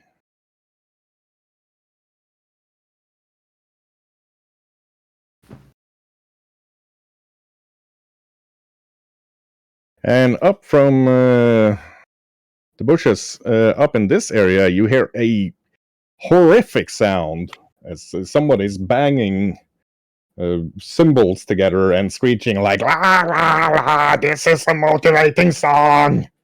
But it seems to be increasing the fighting spirit of the rest of the enemy. And then the catfolk sprints up to smack the sleeping Kalasir. However, Mador does get his attack of opportunity as he's been ready for that for a while, and Marisol gets her reaction as the catfolk is heading up.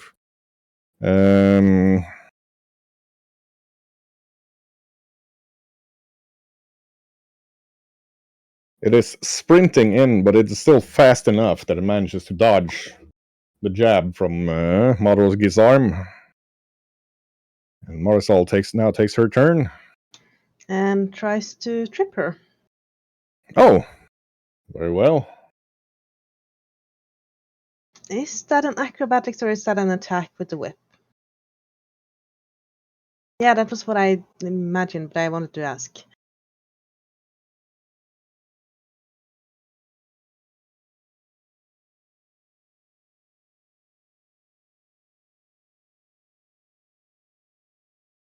Yeah, she whips at the catfolk, who easily dodges it, and you do have one action left.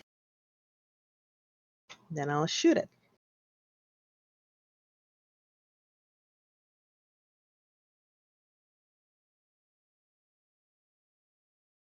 I know.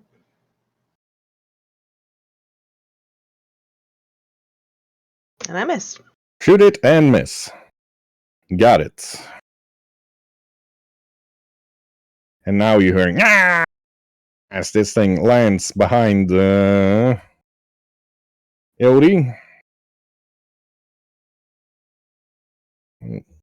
And tries to slash him with its kukri.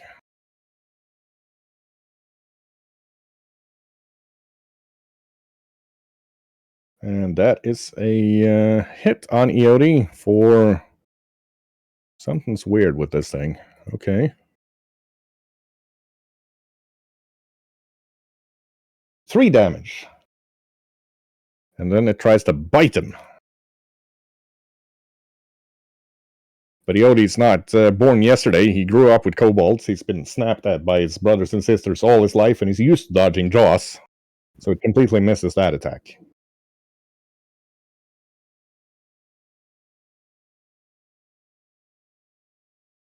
See, the orc sprints into the bushes and actually slashes at Roran, just assuming that the largest one in there is the spellcaster, or actually punches at Roran with its orc. Well, I'd be in humanoid form. Oh, you'd be in humanoid form.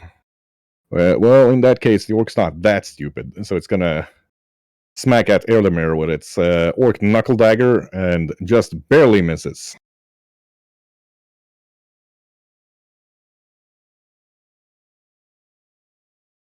Right, strolling confidently out of the bushes is a tall, well-built man, probably in his late 20s, with a woodsman's axe casually thrown over his shoulder,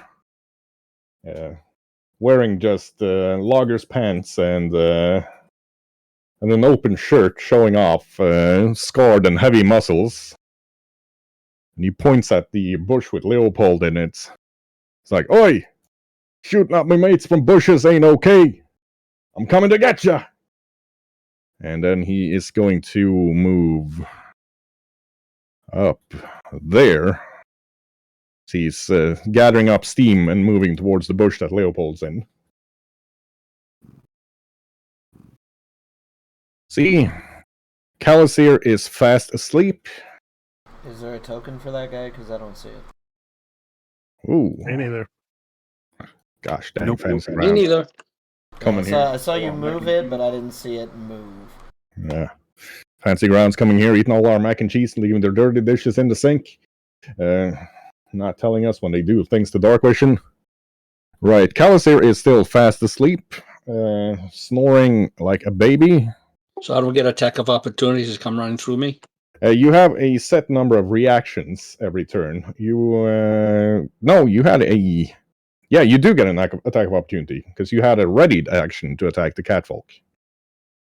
But if you want more than one attack of opportunity per turn, that's going to take a feat at a later level.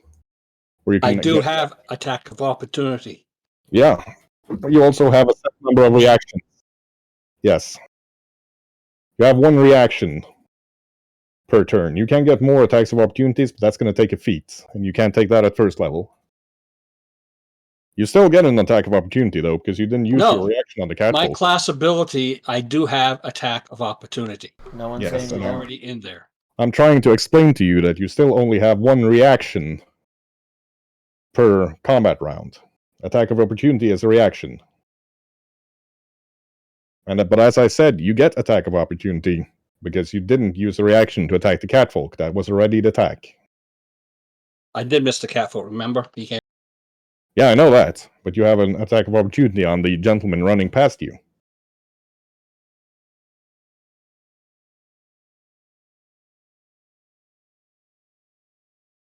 And he is sprinting. That is a hit, sir. Roll your damage. And you do have the echoing thingamajigger. I don't know if that actually works. Well, he was adjacent to him when he moved by, right? But I think it's if he ends his turn next to him, so it doesn't do anything. Okay, so it's just a regular damage roll. He does, however, smack him for a fair amount of damage. Giving him a slash with the gizarm over his left bicep. Speaking of, that takes us to Mador. It's now your turn. Swinging on the first. My first will be swinging on the catfolk, of course. Got it.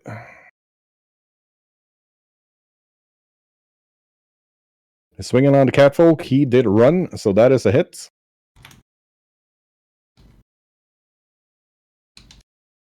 And you stick him pretty. You stick him pretty well in the side. He doesn't go down, but that's a nasty injury for anybody to take. I'll swing again.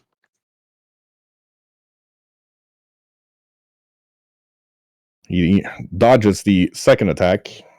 And my last motion is I'm going to kick Cal awake. Right. So you kick hard enough for Kel to take 1 hit point of damage, and Kel is up. That's my moves. Right. Let's see. How do I move? Right. We'll just have to remember that Cal and Mador have switched their initiatives, and it is now Cal's turn. You are prone in front of the catfolk, having just woken up from a beautiful dream about dwarven battle bread and ale. No problem. I am going to raise my shield and use my ever stand stance. You're what now? Ever stand stance. It just simply means I'm holding my shield with both hands and increasing the hardness to 5. Ah. Got it. Right. That takes us to Mr. Leopold. Mr. Leopold would like to know if you can share the map again, please, Shoggy. I can. Thank you very much.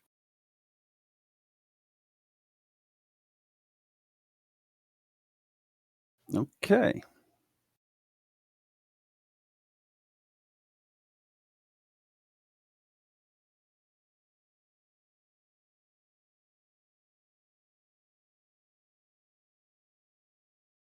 Okay. Leo's just going to target Guy, and he's going to take a bow shot. Got it. That one is a miss. He smashed it out of the air with his axe. Try 2.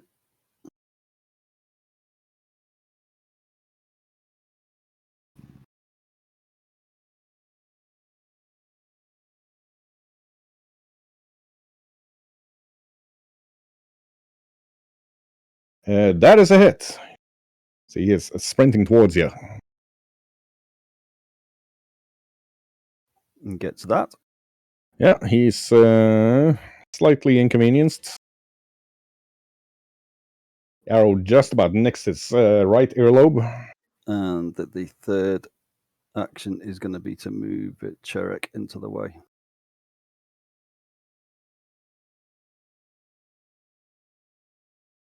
Got it. The bear bro moves in. Very well. I was wrong, by the way. Shion or Cal does not take 1 hit point of damage.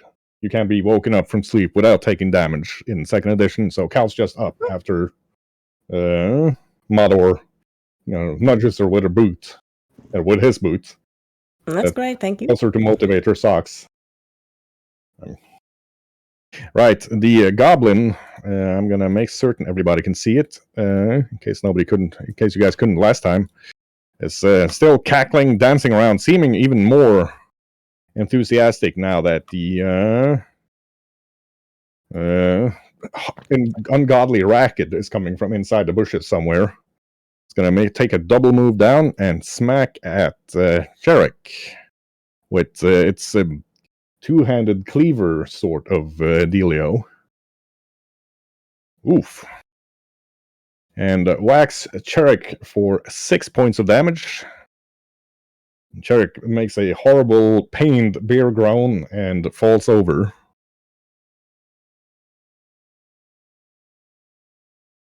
And I do believe that takes us to EOD.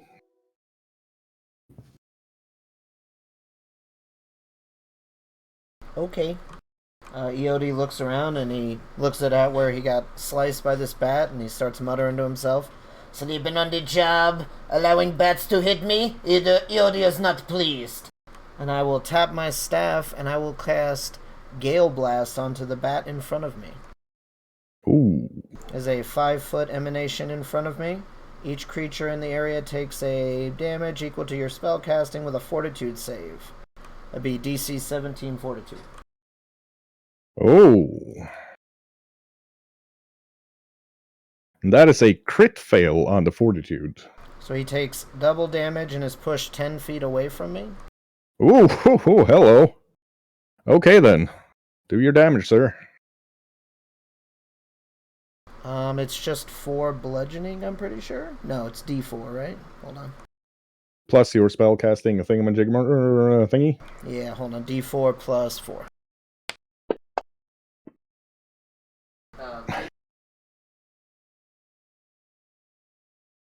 So it is 4. So he takes 8 damage.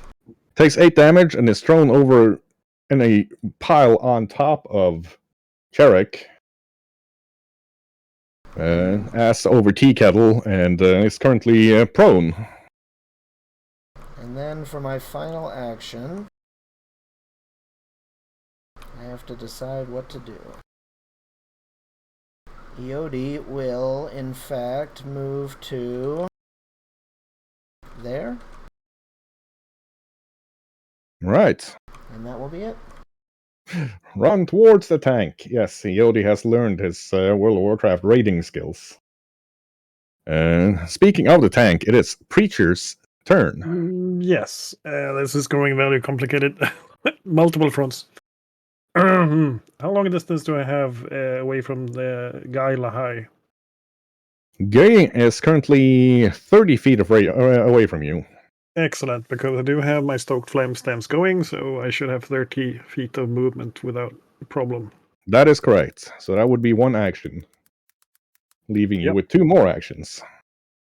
And let me see now. I can actually jump straight into the middle there, but that seems like a bad idea. So I'm just going to go there. And then I'm going to do a flurry of blows on the guy. Ooh. So let's see. That should be 2 strikes. And I'm hearing that Wu-Tang Clan song that starts with them repeating Tiger Style repeatedly in my head right now. The question is, since I did activate my stance the previous rounds, is that still ongoing now? Or Yes. that require me to sacrifice an action per turn? No, you don't have to do it once per turn. That would be silly. You do Alright. it once, and then it lasts until you change it. Yeah. All right. In that case, the effect is that I previously round basically banged on my chest twice, and my hand started glowing with a kind of a small fire that lightened up even more as long as I went. And then when I race over, I basically rush in and hit him with a 1-2 uppercut. Go for it, sir. So first one, That's just about a miss. He barely manages to dodge it, but you singe some of his beard. second one, Second one,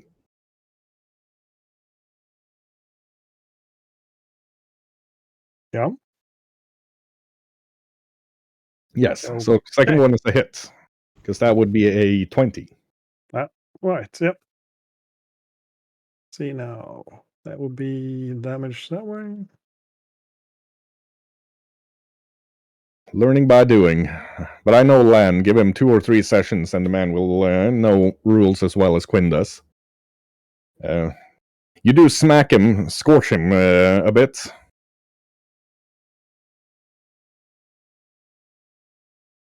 So if I'm making that correctly, that means I did my move and I did a flurry of blows. And Does you that have mean one I action still have left. one action left? It does. Okay. So if I do a third fist attack, that means I will do it at the third slot, right? Second slot.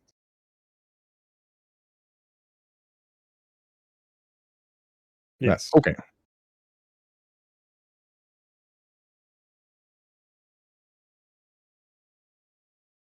Exactly. So I'll go for powerful fist, misses. Mighty Fist. Yeah, he easily dodges that one. And speaking of easily dodging things, it's time for Sarah.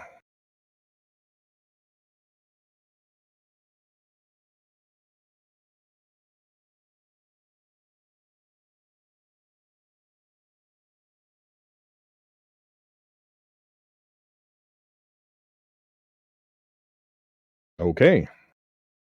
What's that button do?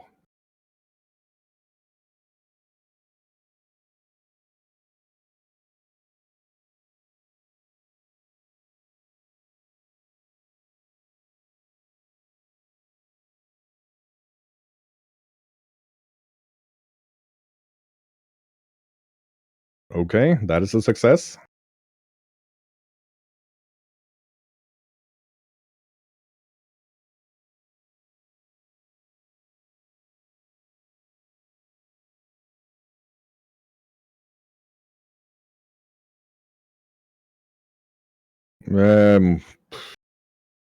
Closest thing. No. Closest thing would be its will save. Yeah.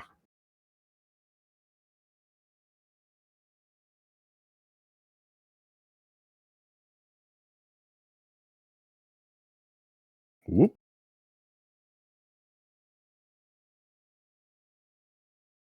Ah. Axe to the face tends to be effective almost no matter how you do things. However, there's a large and rugged tree branch in the way of your swing that you cut down instead of the orc's head. And that takes us to Edamir. All right. So, all 5'6" of me gonna bow up to this orc, and I'm gonna try to intimidate him using my Dark Fields Kitsune feature. for exerting my unsettling presence on him.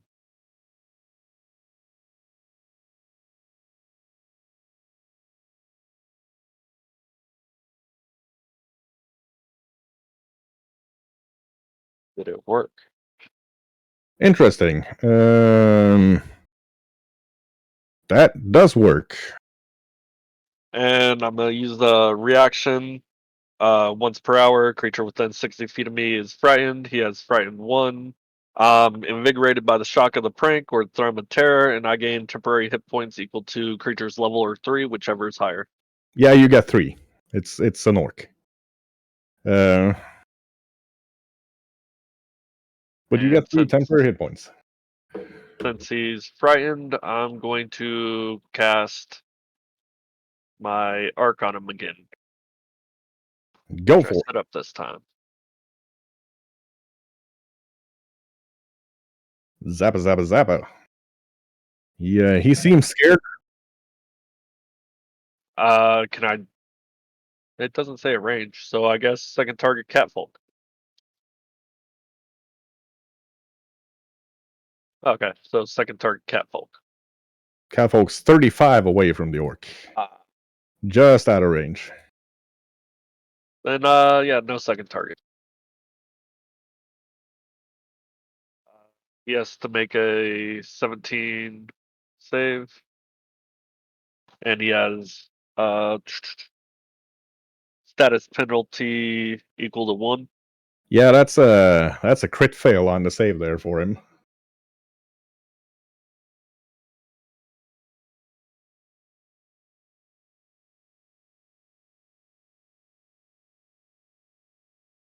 There we are. Yeah, the already frightened orc is just super electrocuted and very, very dead as his brain boils out of his ears. And that'll be it for me. Copy that. That takes us to Miss Marisol. Yeah, now I'm standing here perfectly fine with next to the catfolk, so I'm just gonna shoot it twice.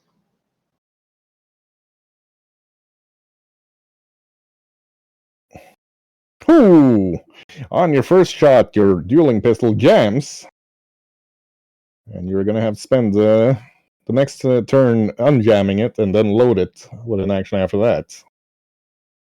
Okay, then I'm gonna use my last action to move into the bushes again to reload. Can you move for free? Because unjamming it's one action, and then loading it's another. Yeah, but I'm not gonna do that this round. I'm gonna do that next round. I'm gonna move out of the way first. Okay. And then fix it.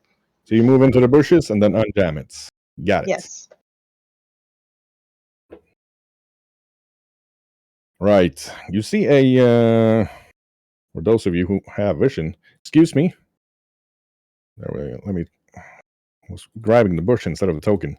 See a young, beautiful, purple-haired lady in colorful clothing move out of the bush, and then aim her hand at Cal, and go humana, humana, humana, and a bolt of magical energy stutters out towards her. Ooh. And we will see where in the world is your thingamajig. There we are.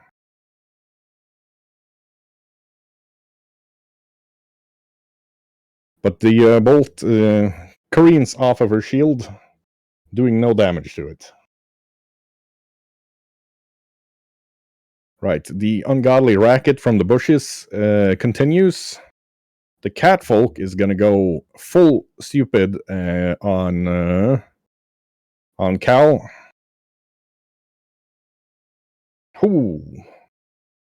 And let me just check how this was something I was planning on doing, but I didn't actually do it first.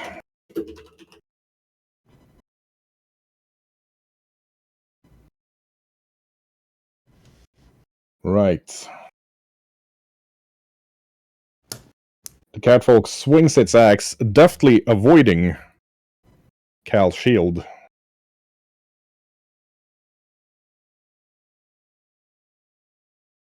and smacks her dying hard for 16 damage. Nah, shield block. Ah. So I'm going to. Yeah. So that would be 11 left on the damage. No, wait. I wasn't in my stance anymore. Never mind. That's 13. You were in your stance, yes. Yeah, it's not your turn yet. Yeah, you're in your stance. Okay, in that case. Smacks a good solid chunk out of Cal's shield then. Yeah, the shield and I take 11. Okay, yeah, so that's how that works. Handy dandy to know. And then it swings at Cal again, this time hitting the shield without doing any damage. And, gonna go for gold. Swing a third time towards Cal, who now has a pretty solid armor class. And nope, it's not able to actually do anything to her.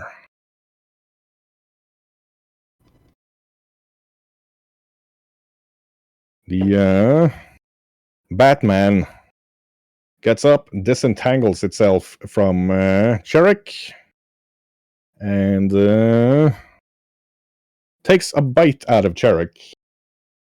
So the bear now has automatically failed one of its 3 death saves.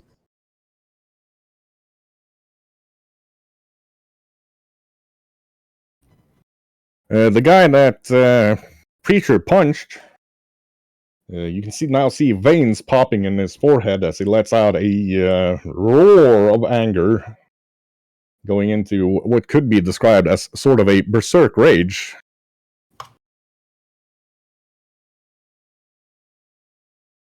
And he is going to swing his axe at... actually, no, he's not going to swing his axe at Cal.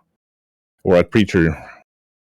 First, he roars and tries to take a bite out of him with his teeth. But Preacher manages to dodge that.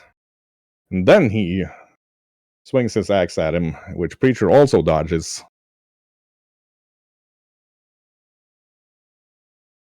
And then he headbutts Preacher to no real effect. Taking us to Modor now. Okay, swing on the catfolk again. Got it.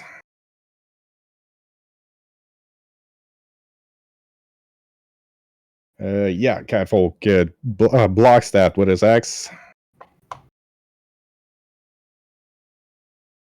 Blocks the second one. That dang kitty cat just ain't standing still to be hit.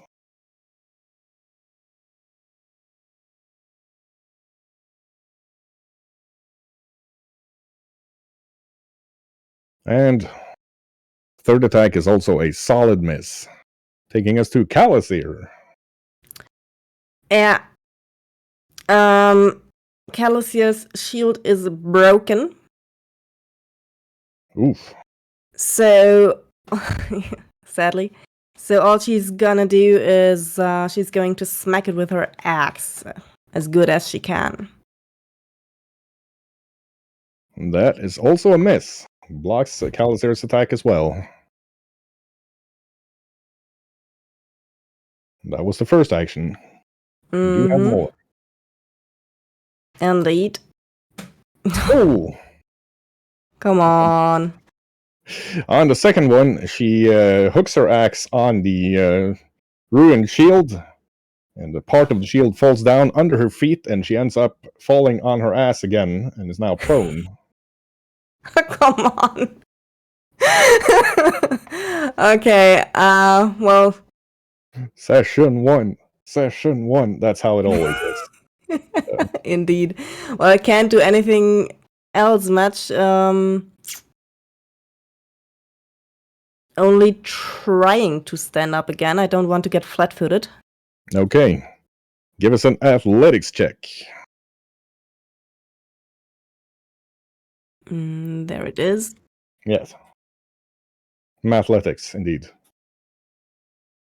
Yeah, Calisir kicks away the piece of shield she tripped on and gets up with no issue. Miss Leopold. Zebu.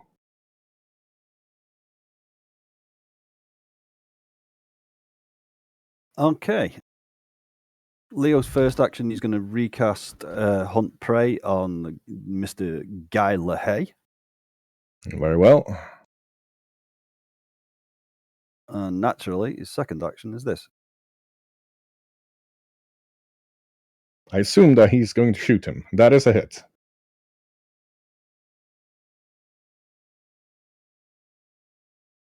And he takes that. He also precision damage. Takes that as well. Very well. And his third action is going to be more of the same. Wow, that is also a hit. Puts 2 arrows in him easily.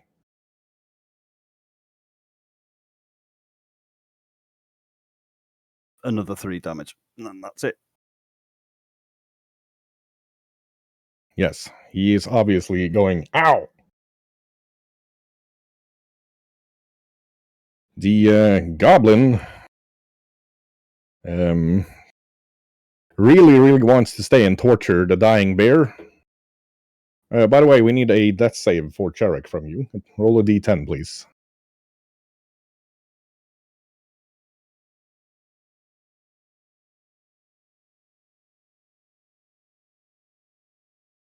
A d20, I mean. D10 will do the exact same. It's successful. 50-50 chance, over under 5 or over under 10. Totally the same thing odds-wise. Yep, fair enough. Much as it wants to stay and torture the dying bear to death, it is going to move down here to flank Preacher. Attack of opportunity. Do you have the attack of opportunity feat? I'm gonna look. I think not, but That's mostly a fighter thing in second edition. Yep. And then it's gonna smack at Preacher with its horse chopper. Preacher takes a slash from it for 11 damage as it smacks him straight in the back of the head. Almost bends its little cleaver. And being a goblin, it's of course going to try that again. It manages to yeet the cleaver backwards, almost hitting Eodi. And now finds itself, as one would say, somewhat short on weapons. Speaking of Eodi, it's Eodi's turn. Well, tucked away in the bushes, Eodi seems to have found a bit of bravery, and he will cast Electric Arc. I'm going to hit the catfolk and the goblin. Okay. Copy that, good sir. And what is the DC of this save? The DC is 17. Damn. It is a reflex save. The catfolk is just stupidly agile and manages a critical success. But the goblin takes the damage.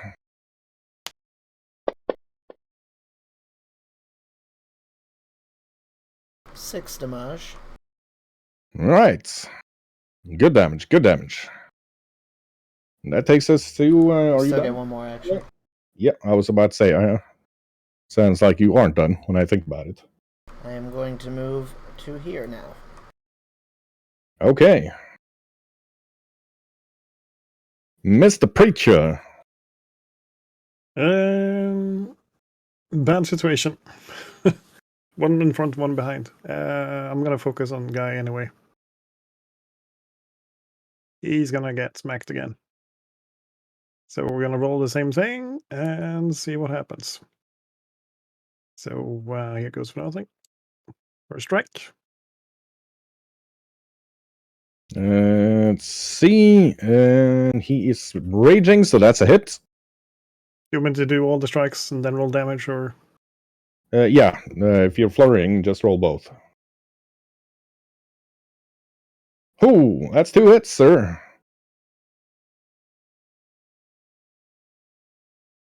Yeah, Preacher just goes on to Guy, gives him a brutal beatdown. You can hear bones crunching as he smacks him twice in the head, and he drops like a limp sack of lutefisk. Very nice. In that case, I end up with a fist to the face of the goblin instead. Got it.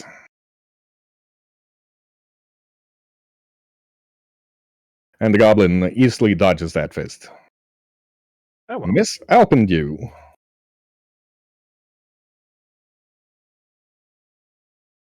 Take a moment to think. I need a 2-minute bio. I'll be back in just half a second.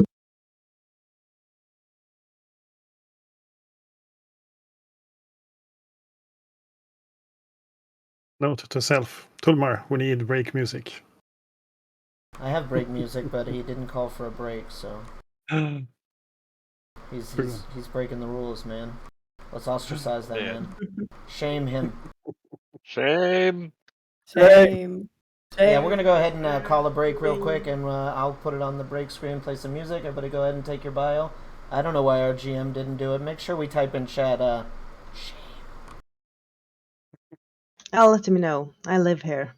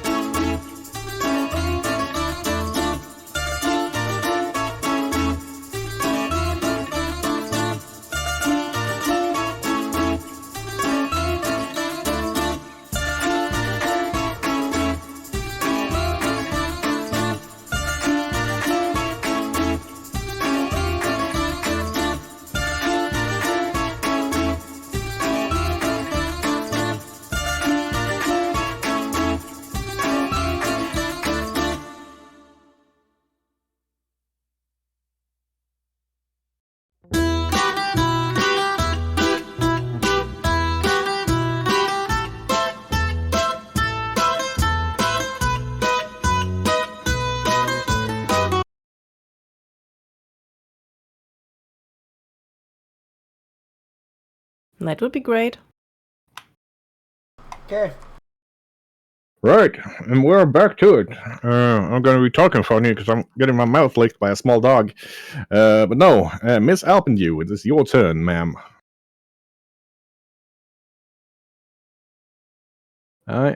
Son of a... I am not getting your movement. Not getting your movement currently. Roughly here? There. There we are.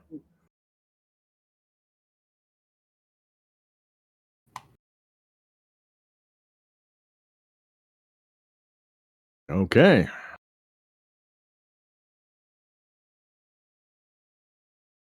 Axe to the face. Ooh! Oh, You actually chuck your axe over into this general direction, and you hear a clattering of cymbals and somebody cursing in Goblin. And that takes us to Edamir.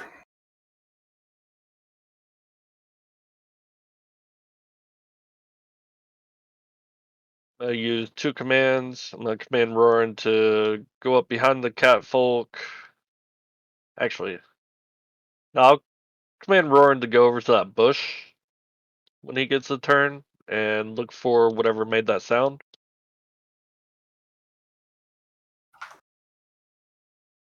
Oh, did they? Okay. Yep. So Roran, being a wolf, has a move speed 40. of 40. Oh yeah, he's speedy. He's getting up there. He can see a little gobbo up there picking up its symbols with a battle axe kind of shivering in the tree behind its head. And then I'm going to cast my electric arc targeting the catfolk and that gobbo. Got it. 17 reflex. That catfolk just does not want to die because that is the 3rd critical success it's had. And you hit the gobbo, but it succeeds on its save, so it takes less damage. Alright.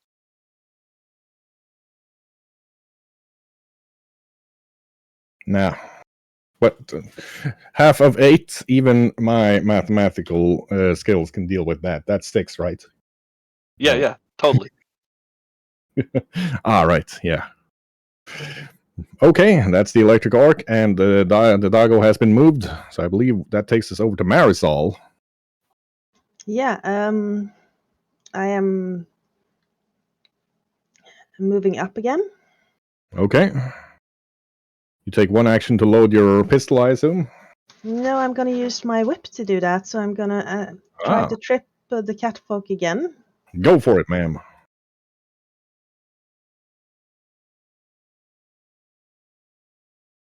Whoopah! It's tripped. And that will be counting as reloading my gun, as I have that thing with as a gunslinger. Yep. Got it. And I'm shooting it. And that is a hit. And it is flat-footed.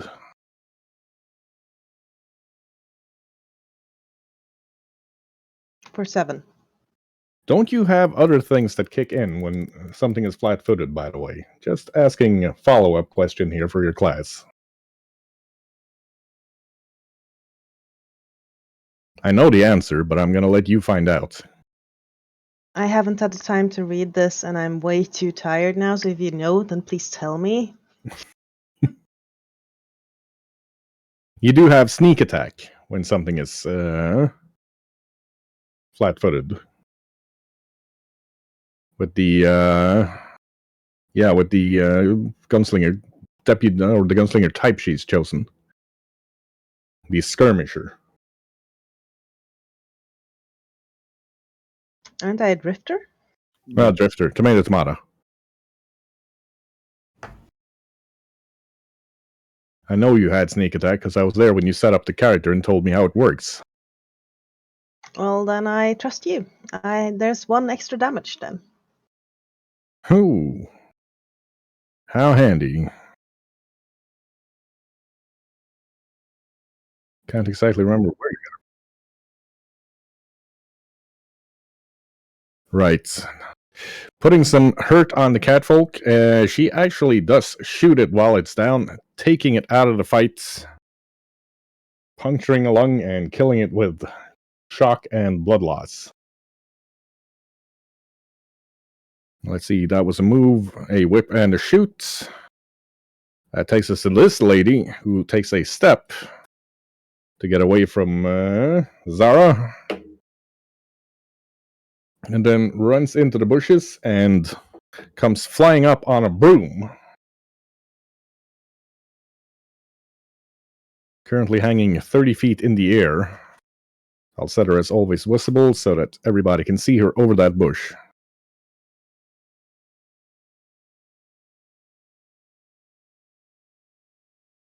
This gobbo here is simply going to sprint into the forest. It is not planning on staying here and dying for a bandit chieftain that's dead on the ground. And that takes us to this thing, who decides to simply fly off. It is not staying and fighting. The Griot Scout doesn't want to die on this battlefield. Meaning it's Kalasir's turn now. Yeah. Kalasir is moving behind the goblin here, not through an endangered field. That would be... Yeah, I can see how you could do that. Yep. And did she lose grip of her axe when it got caught in the shield? Nope. No? Good. So she can continue smacking with it. Now flanking. Schmack of the gobbo. The gobbo's been in fights before. Even though it's flanked, it still manages to dodge her first attack. But not the second, I hope. Does not dodge the second one, however. So roll as a damage roll. Come on. She inconveniences it ever so slightly by smacking it over the butt with the flat of the axe. Taking us to Mador.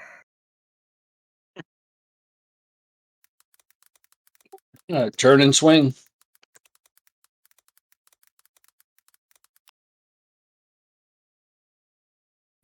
That is a clean hit on the poor gobbo. Never did anything to anybody. Beg to differ. And Mador takes its head clean off in one beautiful, graceful swing. However, we're not quite done with turns yet. Mador still has 2 actions. I'm gonna head up this way. Got it. See. Put him properly into a square. There we are. You do have 1 action still left. You did smack and move. What you gonna do? I'm gonna proceed up toward the magic user. Got it. That takes us to Mr. Leopold. Taking it that Guy was vanquished. Yes, indeed. He was smacked to little pottery shards by Preacher. Lovely. In that case, Well, Preacher sees them as little pottery shards. The rest of you see them as shards of bone. But Leo is going to move over there. Mm-hmm.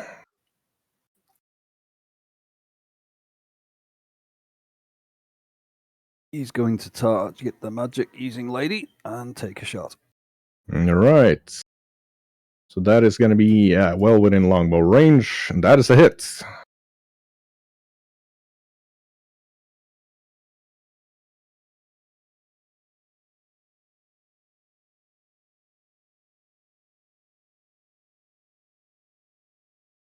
Right.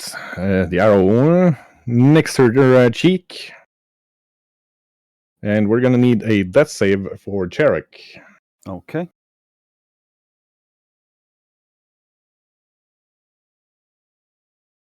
Yep. He succeeded the last one, so it's a DC 11. Oh, well, in that case, he's okay. He's just lying there unconscious. Yodi! Oh, in that case, I got 1 action left, right? Move, target, and track and shoot. Is the track one free? I didn't track. I just moved my shot. Well, in that case, you have another shot, yes.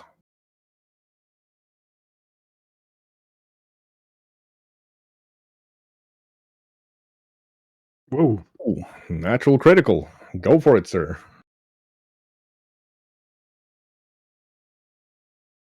And go 9. Ooh. Yeah, puts an arrow into her side. She's obviously quite injured. That takes us to Iodi. Well, now that most of the enemies on the field are down, Iodi is looking very brave, stands very tall, and walks out of the bushes in this direction. And then he points his finger at the lady fleeing, and he says, Iodi is the one who shoots the missiles, and he will Ray of Frost her. Very well. Spell attack roll would be, hold on a second.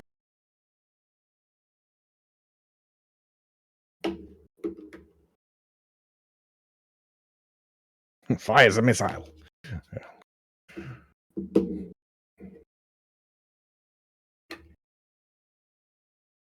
Hold on, I have to learn how to do this real quick. How far up is the target? The broom flyer. 30 feet. Up in the air? Yes. Oh, God.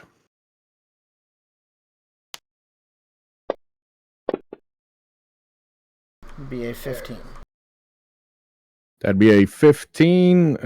Let me check my... That is a hit, sir. So then, she will... If I succeed, she takes a d4 damage, and I guess she doesn't get slowed unless I crit succeed. Okay, so she just takes d4 damage. Got it. Roll your dice. So 6 damage.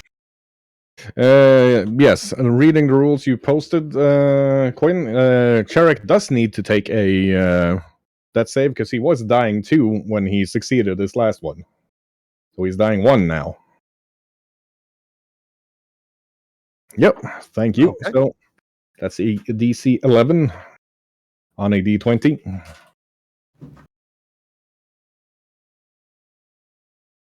Just a sec. There we go. Just need to make him the active PC so it comes off as him rather than me. Yes. Oh! Ouch. And he is now dying 3 instead of 1. Preacher. Well, I can't do jack about the flying witch. 30 feet up off the ground. Doesn't work. So I'm gonna move off here and see if I can spot the retreating person. You think you see something jumping over a cliffside about at least 90 feet away, still clashing its cymbals discordantly and going, run, run, run so fast, gotta run away. Good lord. All right. Well, then I just move back to Cherok, see if I can do anything, but I am not a trained medic, so no. We're not going to have a Lyle situation in session 1 this campaign. Okay. Definitely not. Very well. Preacher, your call on when your turn is over. Well, I'm gonna move back then. But that's it. I'm just gonna look over his wounds. So I'm not trained, so I'm probably gonna do more damage even trying to roll medicine on him. Yeah, he seems very, very injured. And Zara is the next one. Plus 30 feet, or plus 25 feet, as she's gone up into the air as well. So total distance of... let's check that.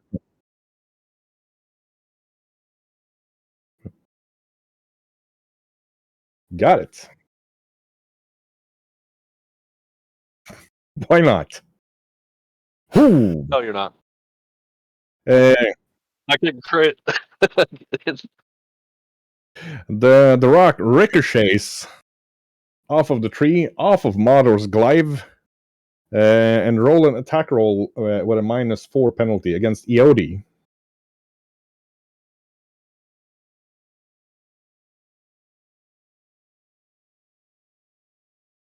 Oh, that one's good. 14. He does have better armor class, so he ducks the rock as it comes at hyper speed towards his face. And that takes us to Edamir. Level Okay. 1, man. I am going to run over here.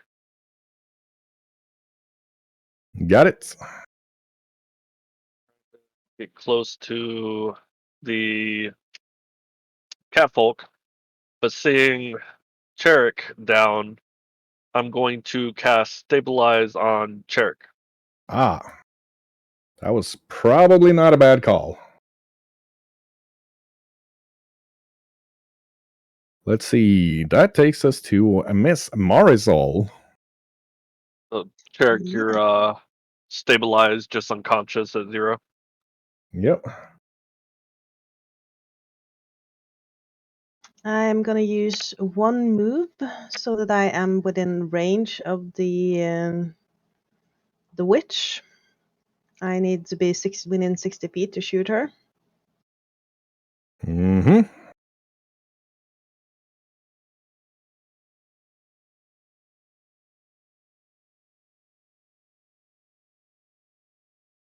Here, probably.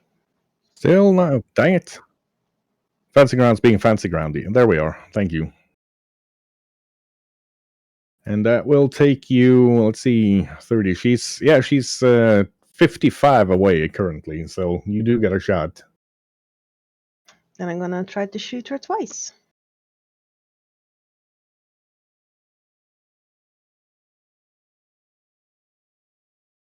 You hit on one of them.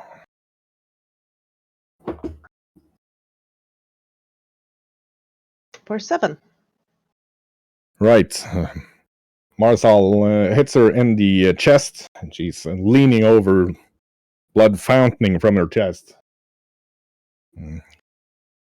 Hanging in the air, and points a trembling finger at Leopold. You! I can see you're the leader of this band. He was the future of this marsh. You've ruined it. I'll do everything I can in my power to destroy you, Leopold von Kriegstaufen. I'll get you yet! And then she flies off on her broom. Unless you can reach out and touch her at 360 feet in the air. I could try.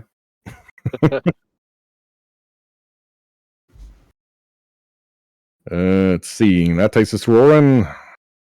Kalissir, do you have anything you can do at a range of 360? Not really. Nope. Mador? Not. All right. Leopold.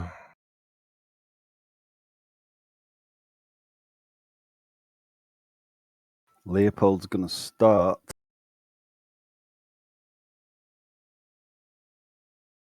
by using gravity weapon. Okay.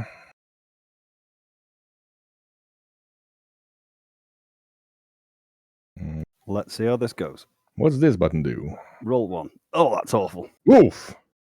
Nope. Yeah. Fume. Yeah, he sends an arrow off, and somewhere out in the wilds, you can hear a goat bleat in pain. It'll take a second No. shot. Nope. Nope. I am still curious how she knew my name. Right. Chera can't do anything. Eody? Range of 360? What you got? Nothing. I hold my head up high and I say, I do not think we will be catching that one. Preacher. No, I can't do anything against that witch. Zara? Yeah, that's a bit long for a slingshot. Or a sling. Edamir? Never know. Adamir's going to look at the catfolk and try to see if is it in the dying state or is it dead? Oh, it's dead. Or dang. Then I got nothing. Marzal.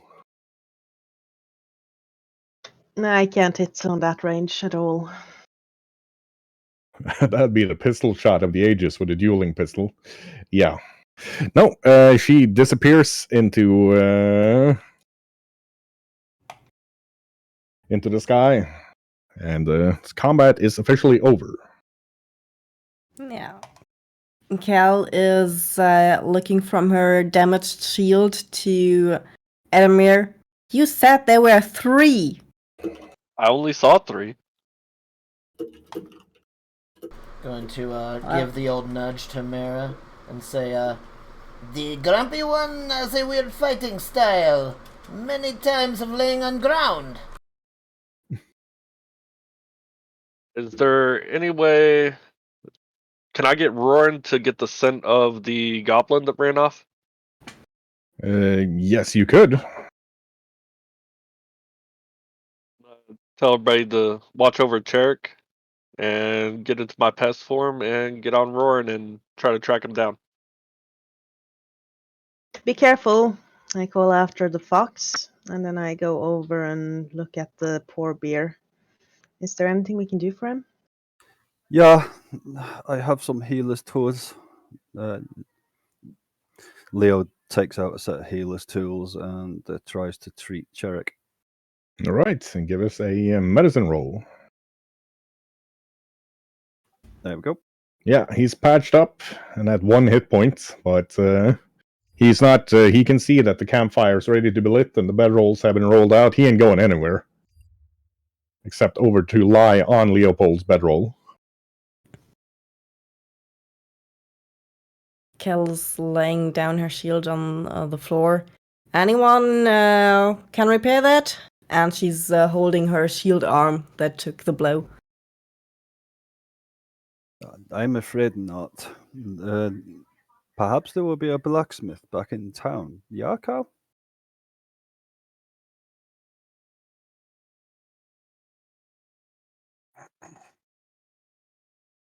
Now that Cherrick's been treated, Leo's going to join in. Right. So, going through the bandits' pockets and I assume checking the cave. In the cave, you find the wine and silk you're looking for. There's also a note written left on a writing desk. Says, move the loot to Forest Keep so the boss can sort through it.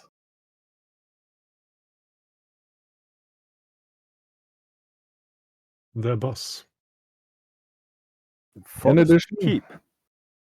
you find 137 copper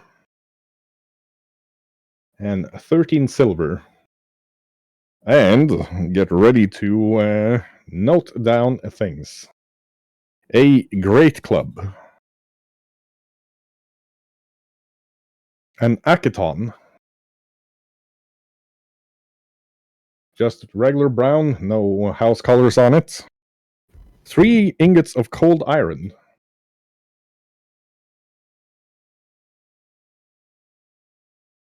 A worn but fully functional dueling cape.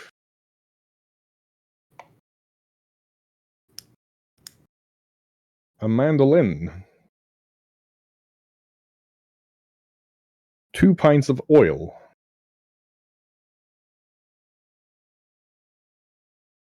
A crowbar.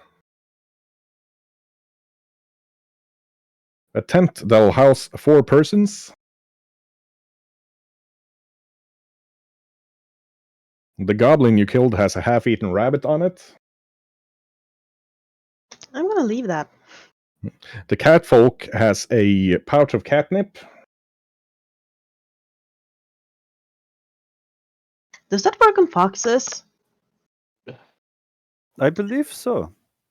And- Should we try it? Guy himself has a great axe and a rondel dagger with a faded house crest on the pommel.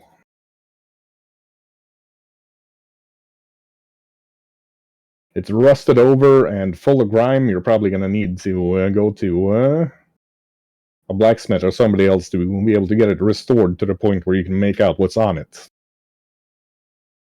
But if we do, we might get some finder's fees for it. Yeah. I'm gonna take the sign for him being dead, like a bounty hunter would do. Yep, that'd be his head in this case. I'm gonna put it in a bag and seal it tight.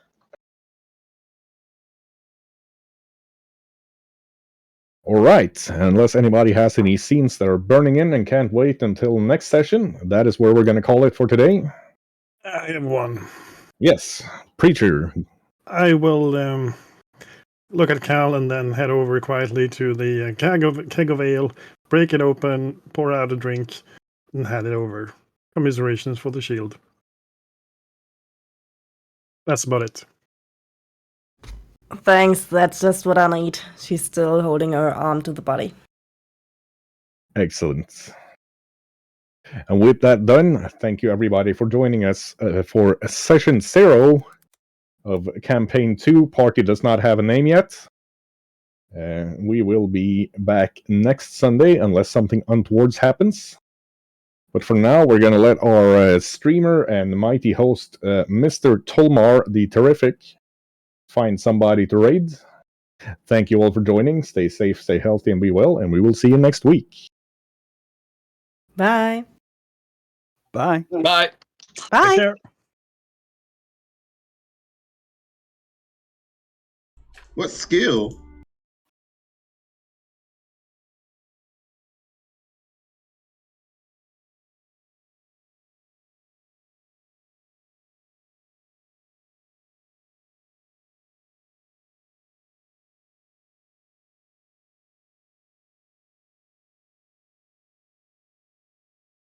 Much love. Everybody. Welcome in. Playing a little bit of samurai drama here. No. Do I have emphasis? No, I do not. No. Roll modifier. Do I just hit roll after I click on it? Yep, just hit roll once you